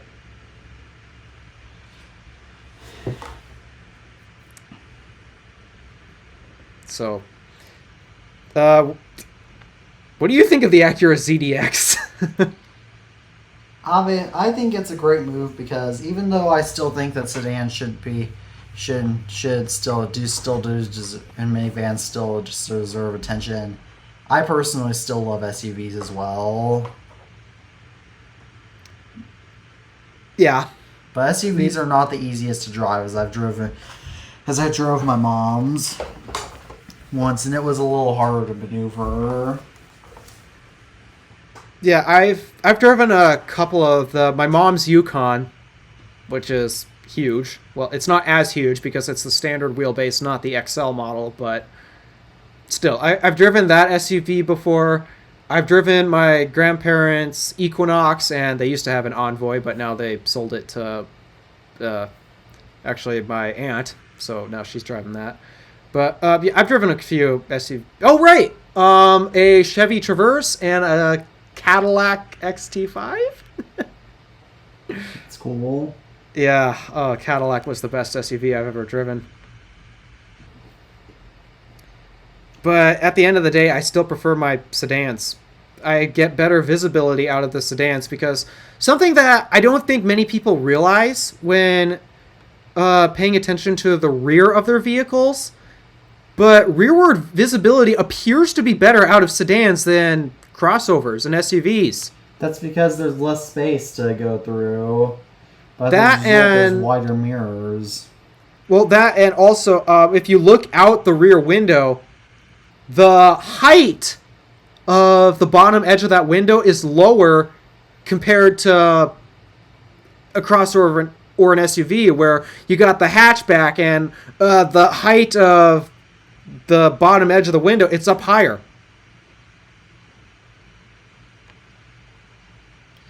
That's a little bit that can be a slightly dangerous. Obviously, it's not too dangerous because most people drive SUVs now. That and everyone uses the backup camera on their new cars nowadays. Guilty as charged. Oh. Guilty as charged too. Yeah. When you take your Or no, driving I don't test, you better actually learn use to mine. not rely on that. Oh no, I'm not gonna rely. I don't actually use the backup camera that much. I have to because I have no depth perception. I have to use it to gauge my distance. In terms of actually navigating through a parking lot in reverse, I actually don't need it. It's when I'm backing up to a wall. That's when I need it. Yeah, same. Yeah, same here, which is why. Luckily, I don't have to worry about that for my driving test because I'll be pulling out of a parking lot. Well, you'll The be only thing tested I'll have to on. worry- You'll be tested on your parking skills too. Yeah, my parking skills are okay right now. I wish everyone around here had better parking skills. It's so painful to watch people park up here. I know. Like, parallel parking is like one of the hardest forms of parking because it's one of the most time consuming, and you're stressed because traffic's right behind you and they want to get around you and such.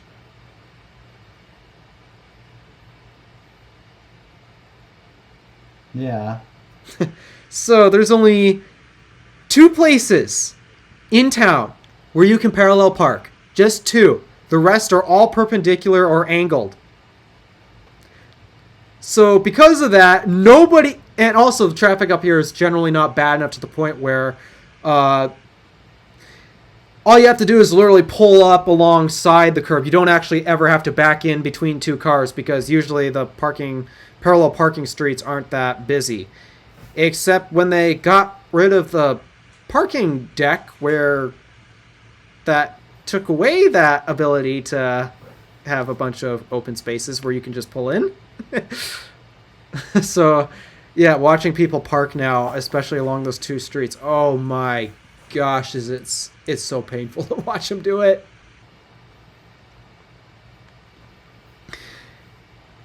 And then you also get the people who come in right behind you and completely block your spot, so you can't back in. So. Oh yes, they're annoying. I imagine that's annoying. And that was how I ran late to an orthodontist appointment once. Because that was the only parking spot in town.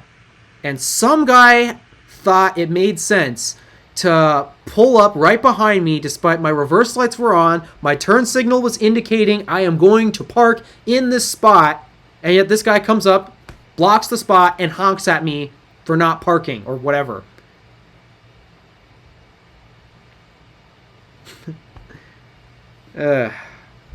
Drivers are so infuriating. I love driving. I hate traffic. So do I. Actually, this on a similar note, I primarily use the rearview mirrors just to back out, just because I prefer just because that's how I get used to driving, and also because I don't like having to look down and lose control of the road of the car at the backup camera, especially because I'm pretty tall, so as a result it's easier for me just to look up. Yeah, I suppose so. Look up. Mm-hmm. Because my body is known for being pretty sensitive to the point where even just bending down a little bit just to even do basic work at my desk, paperwork at my desk at school, is enough to really get my back hurting. Sounds like somebody needs to start working out more. I do work out. What? Yeah, I work out. And that's how... And yeah, I still struggle to close my rings. Yeah, I work out. Especially on the weekends, but no, I don't. In fact, but I was born premature, I think it was primarily just because of my genetics, and that I was born prematurely to the point where my wrists used to be so sensitive that they couldn't even really wear watches until I was a teenager. Oh, really? Yeah. And on another note, AirPods AirPods Pro and AirPods Pro 2 are the only earbuds that I can keep in my ears use consistently, because other ones just tend to irritate my ears so much. Yeah, for me, the biggest effects that I've had for my premature birth was basically my brain speed. I'm very slow to process stuff. I'm a little slow at that too, but I have some other problems, probably because of my prematurely, like my potato intolerance and the fact that I'm lactose intolerant. Yeah, for me, I've only had one benefit from the premature stuff. My hearing was perfect. Absolutely perfect. Too. Oh, and yeah. I'm also my body's also really intolerant to gluten. Yeah, I don't have that type of... For me, my biggest allergies are actually fairly common amongst others. Nuts. I surprisingly have no issues with nuts. Because for me, I have serious reactions to nuts to the point where I'd have to get hospitalized if I probably have another. Because last time I had one, my throat started swelling. My biggest allergies are just pollen, as right now pollen in my area is a 10.5 out of 10, and oh boy, my throat can really feel it. I have a slight pollen allergy, but not as heavy. But yeah, my biggest ones are nuts. I advertise I can't have any nuts except peanuts, coconuts, and donuts. And technically peanuts are the only official... Technically peanuts aren't even nuts. Yeah. Neither are coconuts or donuts. That's true. I love joking with people on the donut thing. I love donuts. So do I. But yeah, keep the other nuts away from me, otherwise I'm gonna go nuts. Right. Pun maybe intended. Alright, well, do you have anything else you want to talk about on this podcast, or are we good?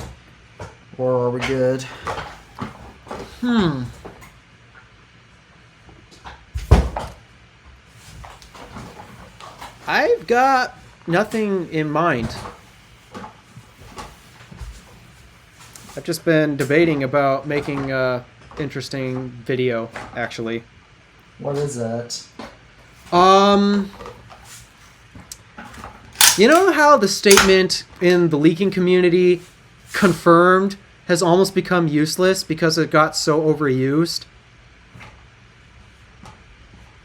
Oh, I know a thing or two about that. I want to make a video discussing where the statement, better for the environment, is overused.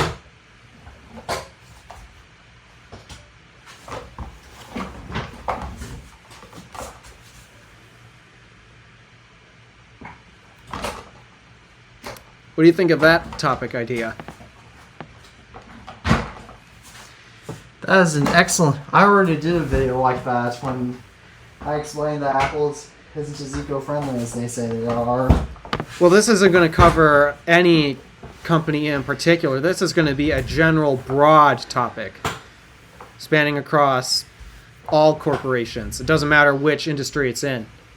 I believe better for the environment has become a statement that is now overused and is now meaningless.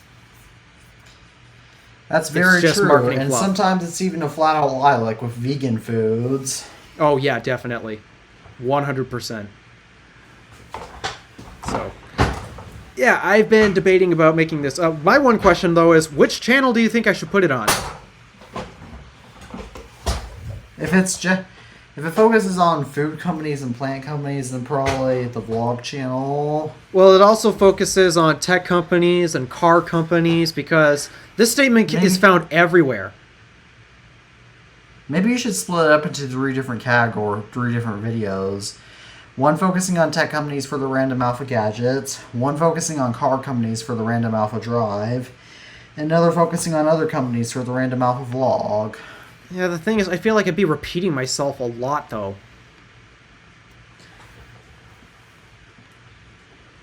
I might just do one big video on the vlog and then link that video on the other channels. Link it on the other channels to that video. That might be what I'll end up doing. Well, I don't know. There are pretty big differences about...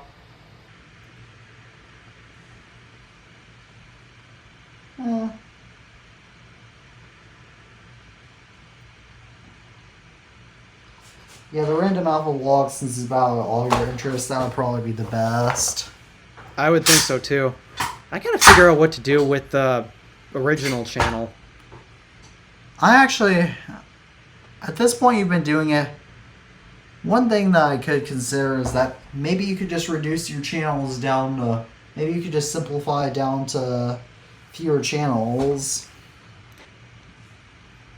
Well, the thing is, I still upload to Beats, I still upload to Drive and Gadgets, I still upload to Vlog, I still upload to B-roll. I have that channel primarily to store my own B-roll, so that's why that exists, and also I'm offering it for anyone who wants to use it as well, if they can figure out how to download videos from it. But, yeah, podcast, the only reason why it's still there is because hopefully one day I'll get to bring it back. I just need a post and I need to grow my company, which, speaking of which, I'm almost at 200 subs on the Drive channel. I saw that. That's pretty cool. Oh, yeah. I just checked it again. What's it at now? I remember when I was reaching 200 subscribers on my main channel about 2 years ago, or a little over 2 years ago. Yeah. So that that was means... That was right as you first start. That was right as you first knew my channel. Mm-hmm. And now it's hard to believe that I just passed 900 and will hopefully reach 1,000 before the end of this year. Did you ever get the watch time thing sorted out to get monetized? No, I'm not eligible. I won't be eligible for monetization. I probably am not going to be eligible for monetization right after 1,000 subscribers. Well, it's not 500, isn't it? That is only for if you want to do memberships and sell merch, which I do not want to do. If you want to do ads, you have to go to 1,000. Oh, you still got to go there too. Okay. Well, I'd probably do memberships at least. Cause memberships, I think, are over. Memberships, there's too many subscription services out there. No one needs to pay a membership. I'm not going to start locking services like that. That's just plain rude. To me, it's a great way to support the creator because I found out through Tailosive, the cheapest price you can set on memberships, it's $2 a month. It's just $2 a month. That's cheap compared to so many other memberships. Still a little too cheap and also still a little too expensive for most people, and I just don't want people to feel like they have to pay to show their the best support for me that they can. And merch is honestly just cheap and stuff, and I don't even have my own logo or anything, and I just don't think that's really merch is really a necessary part of my channel. Yeah, I wouldn't do merch just yet, but memberships is something that I've wanted to do. I would actually not pay a membership for you. That's fine. I'm not asking you to. I'm not asking anybody to. I'll just make a video announcement saying, hey, this is a thing. You want to join it? Completely up to you. You want to pass on it? Completely up to you. I'm not forcing you to do anything. I'm just providing an option. Yep. That would be nice to finally make some money off of my hours of sleepless nights. Maybe you should just cut back on your YouTube content and maybe focus. Maybe you should just cut back on how much time you spend making YouTube videos. You saw that video. Or maybe just reduce the number of videos you make then. I mean, don't I already make so few compared to so many others? Like, quite often I'll go much longer than a week before uploading, and yeah, but you might as well just wait even long. Tabby goes often even longer. Tabby pairs often goes even longer without uploading his videos. Yeah, true. And therefore, but also right now I'm actually in the growing phase, and I've been on such a good track that I don't want to lose it.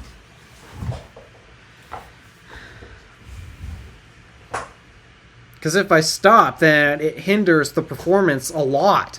As I discovered with the Gadgets channel, I'm not getting as many views on there as I used to a few months ago.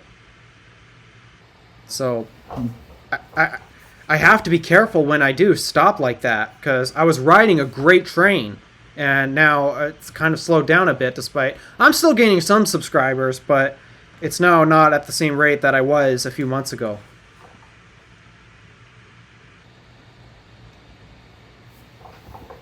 So yeah, that's what I've noticed, at least.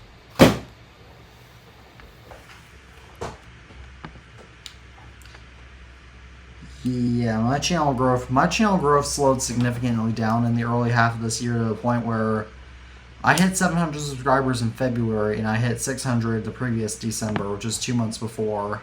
It took me 4 months just to reach 800 subscribers. Mm-hmm. And it took me another 2 months to reach 900. So presumably that will mean that I will hit 1,000 subscribers sometime. Hopefully this October. Yeah, I hate watching the sub count because I want it to grow faster than it already is, and well, if you just leave it be.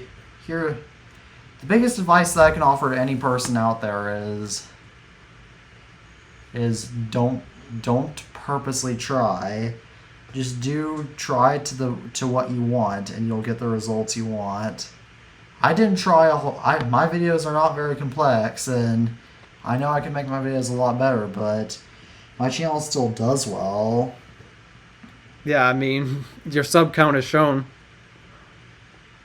Yeah, and I didn't even edit my videos until a little over a year ago, when I already started editing my videos consistently until I was already at over 300 subscribers. Yep. For me, when I make a video, the thing that I'm not focusing on, does this video increase the sub count? I'm focusing on, will people watch this? Because no views, what's the point of increasing the sub count if nobody watches it? That's exactly the point, and the reason why. And nowadays I focus a lot more on one thing that I do a lot more careful about now that I didn't used to be quite as careful about is, one thing I always ask myself before when I come up with a video idea is, okay, is this just a generic tech YouTube video that everybody would watch? Or is this my own take on something that that is interesting in a sense? Yeah, like that's often why when some, like iPhone news, I don't know what to say about it anymore, other than I'm just not impressed with what's been coming out as of late. I've hated the designs. The features are, some of them are interesting, but like you won't really get my true thoughts unless the feature makes a great impact. If it doesn't make a great impact, then it doesn't impress me. And what do you want me to say? I'm not impressed? Like, I just don't know how to describe it. Yeah, and especially with me, every time the modern tech news just doesn't impress me that much. Luckily for me, I have an easily fallback, or rollback, I should say that I can usually fall back on in that case. Yeah, the one thing I really wish I gotten out this summer, 15-inch MacBook Air.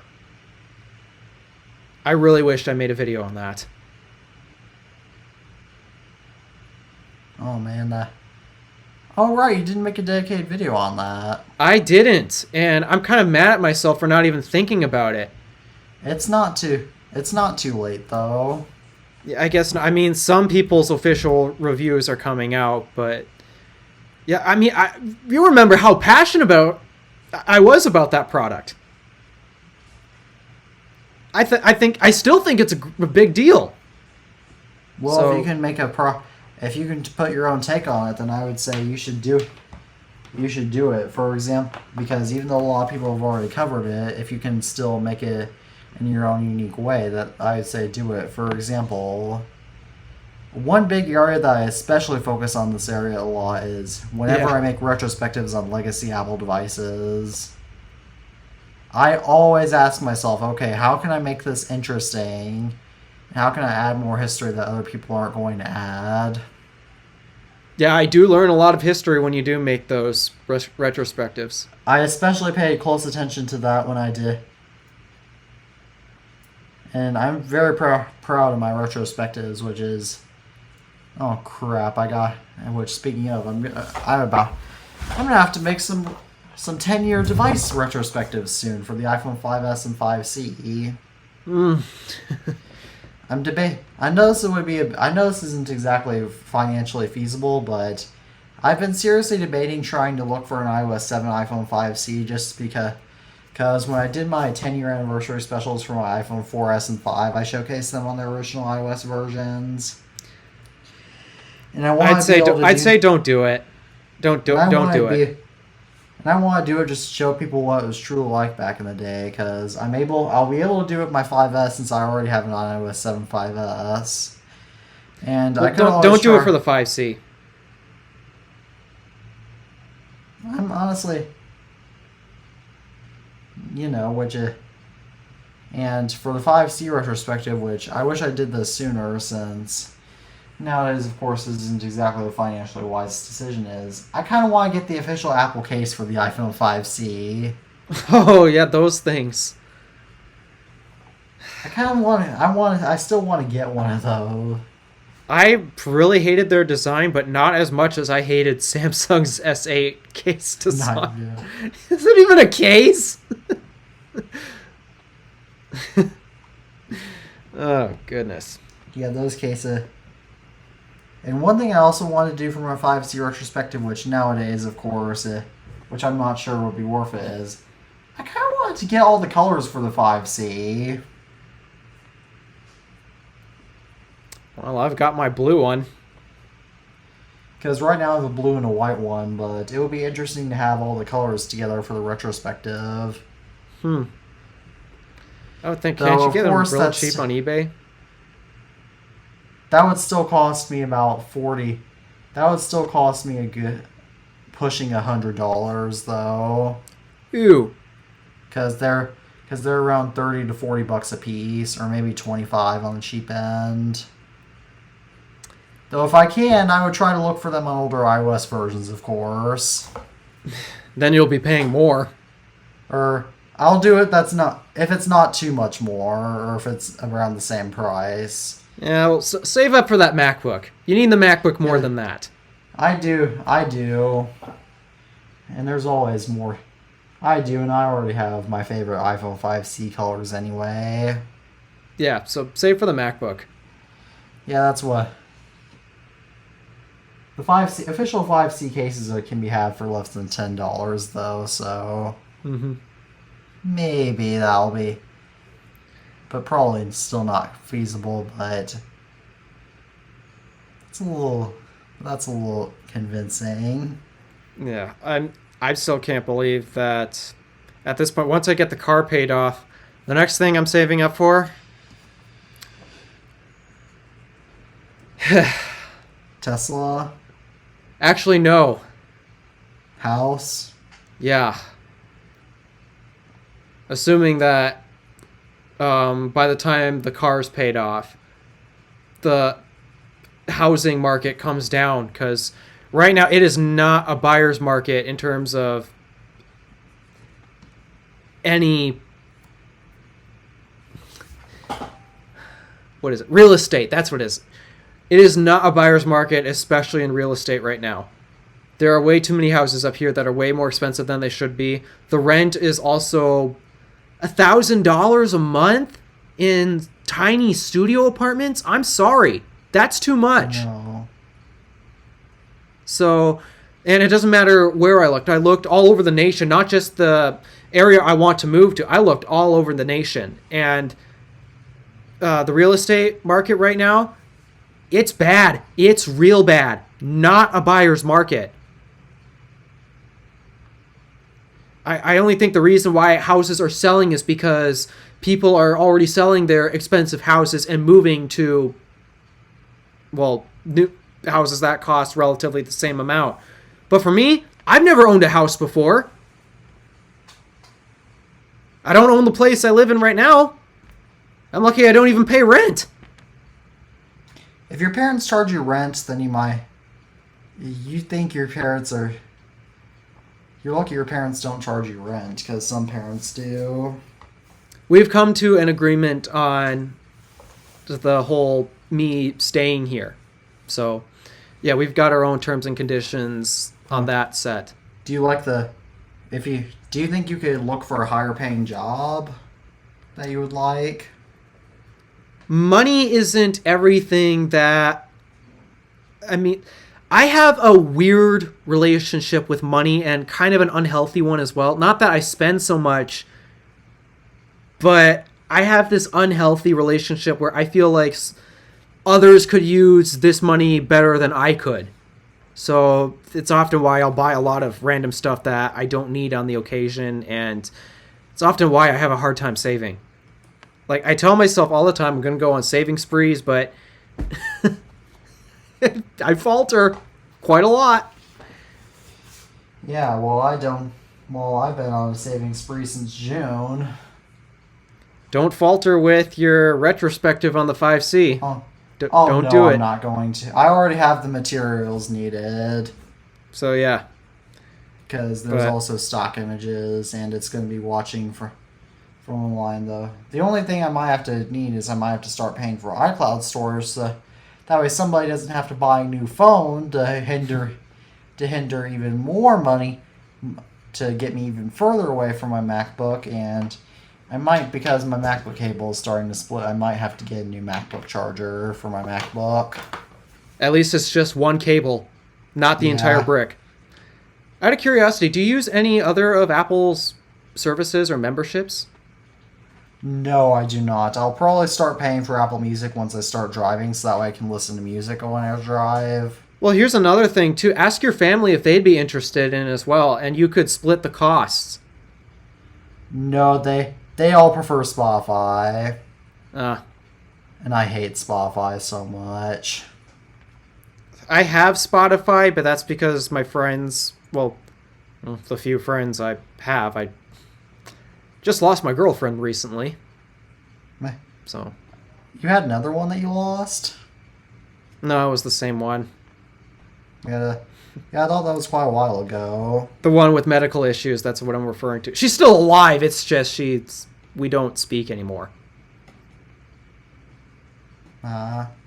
So. Yep.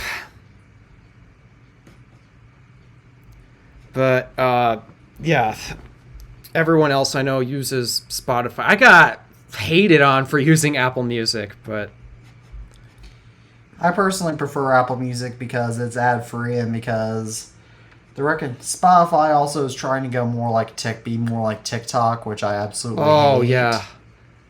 And You remember my tweet from Amazon? You remember my tweet about Amazon? Oh my gosh, Amazon! Amazon, what the blank were you thinking? No! No! That's not what we want! I mean, it's what these people who have these weird TikTok obsessions want, but... I mean, no! Don't incentivize this terrible behavior! TikTok is the worst social media app I've ever seen. And everyone's trying to adopt their stuff. I hate YouTube Shorts.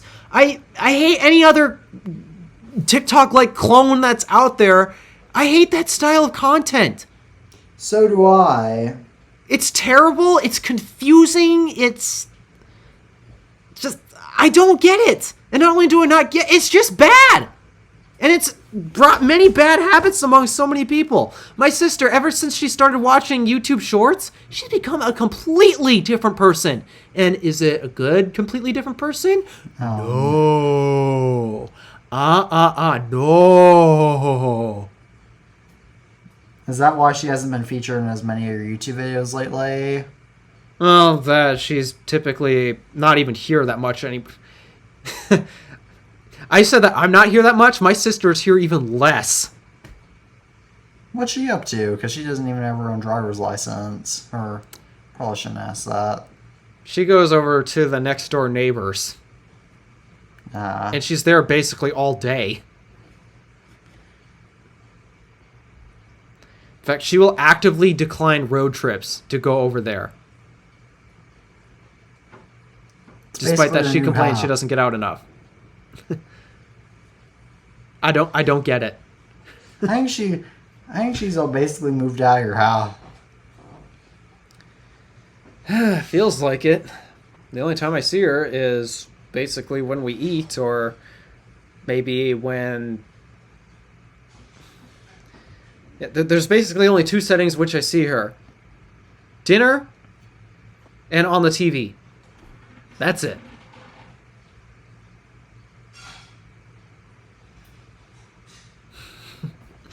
It's not good.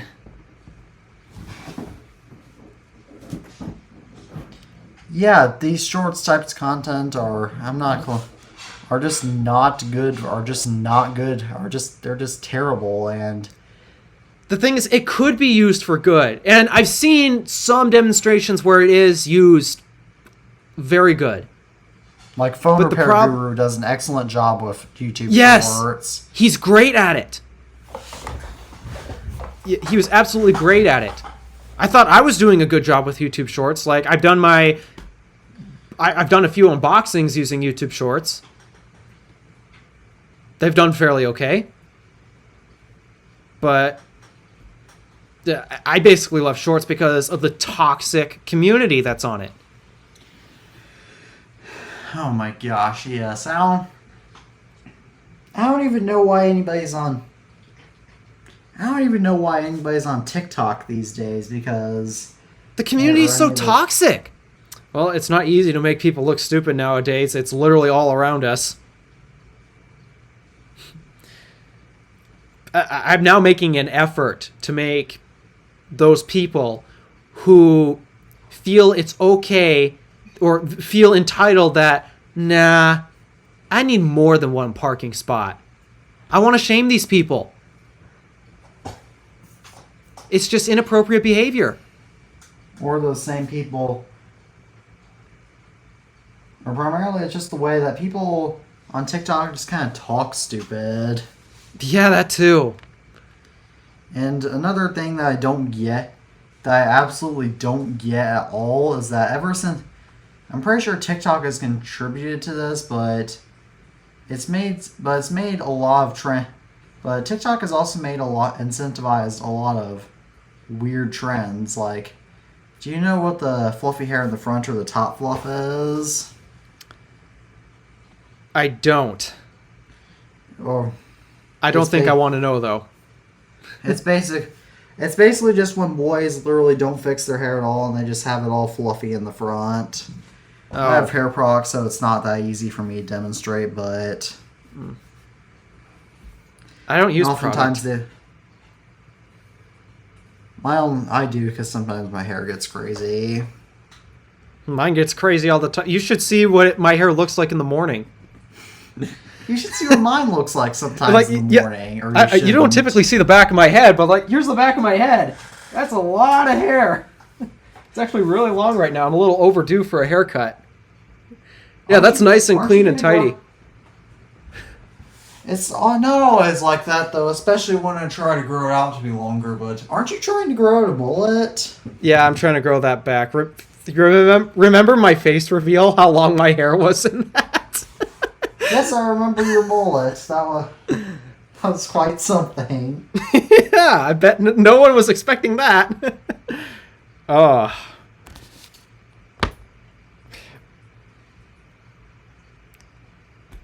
Yeah.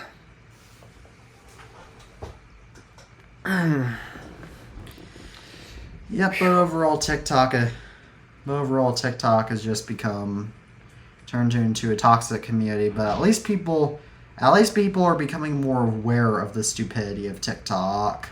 Governments.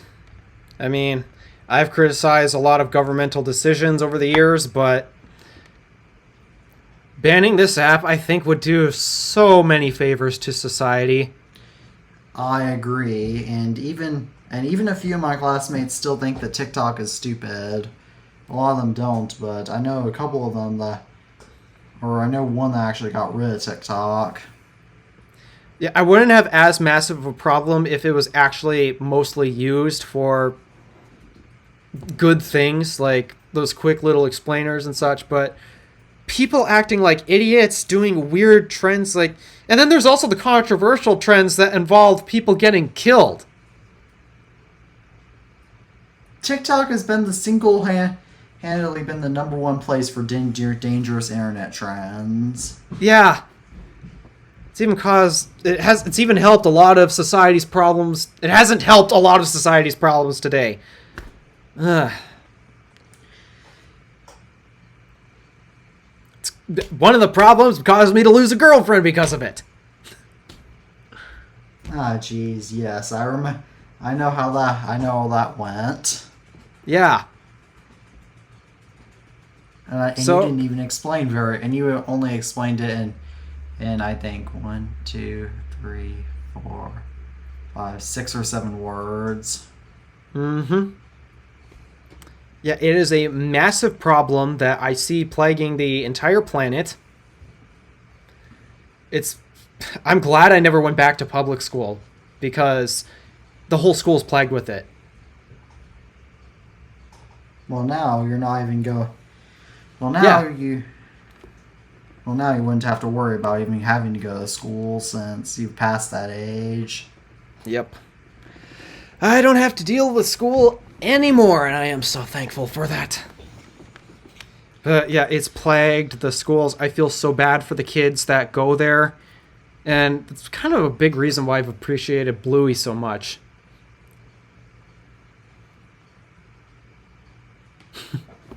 I personally don't like Bluey, but I just find it to be a general cheesy kid show, and there's one. Actually, now that you bring Bluey up, there's one good point I want to make about it. What is it? It unfortunately is copying a lot of trends that particularly a lot of American sitcoms have done, and just a lot of American-made movies and TV shows have followed that is actually sexist. How so? So, you mentioned how the dad on the show Bluey is always clumsy and he doesn't always make the right decision. I said that about every character. Every character's made mistakes. Well, you said that the dad often has a tendency to be clumsy. I said he has a tendency to be over competitive. Yeah, like that. Like he generally has some more issues like that. Well, that poses a more major issue in Hollywood, which is that Hollywood lately just has not been posing men as actual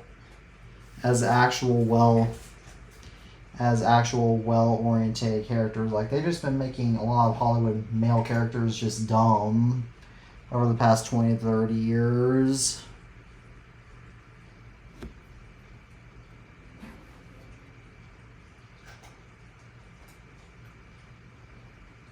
Which I don't understand. I think it has to be comedy related or something, but I don't, it doesn't really seem to affect the show that much. If anything, actually, my dad's really appreciated that character. There was one scene that he got an absolute kick out of. It was... Yeah, I really wish I could have included that in the video, but the problem was this didn't happen till after I filmed it. But the scene was Bluey's mom was trying to cheer her up about trying to draw the perfect picture for her dad for Father's Day. And it was basically she was trying to give Bluey the same line that her dad gives her when she bumps her knee or hurts herself during the play. And this bit was funny. The mom asks, what is the first thing your dad always tells you? Here's what the dad says. Don't tell mom.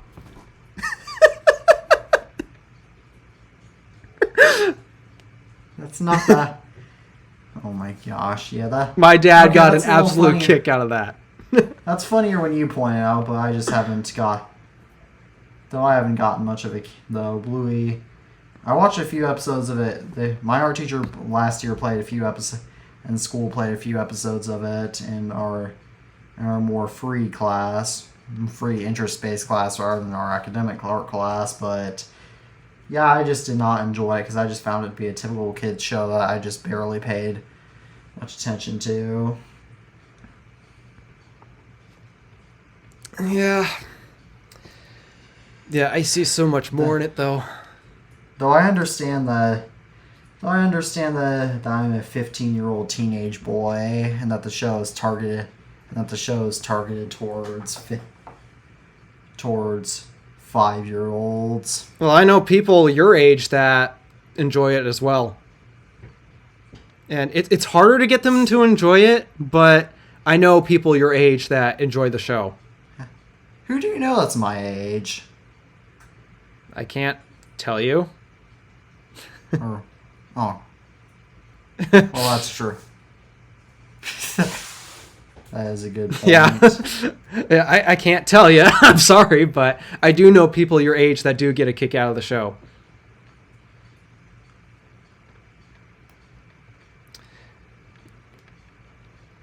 We should probably cut that last bit out. Yeah, fair enough. Yeah, the show's good. It's really good. It's, in my opinion, it's what little kids really need, and also parents are learning things from it too. I'm learning things from it myself. So I think it's saying a lot that someone like me is learning from it.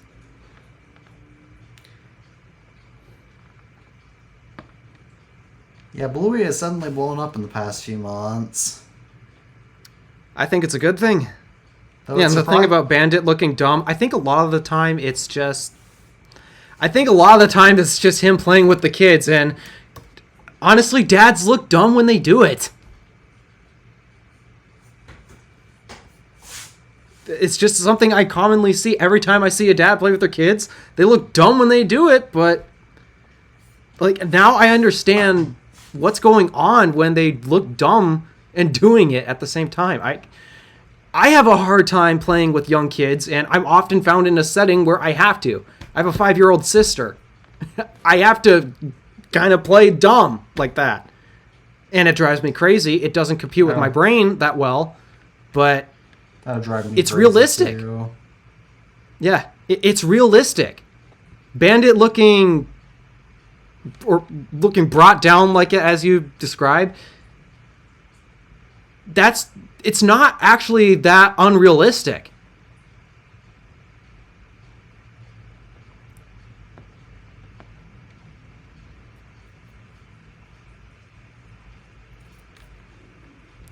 Yeah. Well, do you think we should actually end this podcast episode now since I still have a video script? Yeah, I've got to figure out I need to turn a fan on in here. It's just roasting. Jeez. Alrighty, well, as always, thank you all for tuning in to another episode of the iTunes Fanboy Podcast. As always, I am your host, Teddy Maggart from the iTunes Fanboy. My name is Alpha DeWolf from the Random Alpha. And as always, we are signing off for now. Goodbye, everybody. See ya.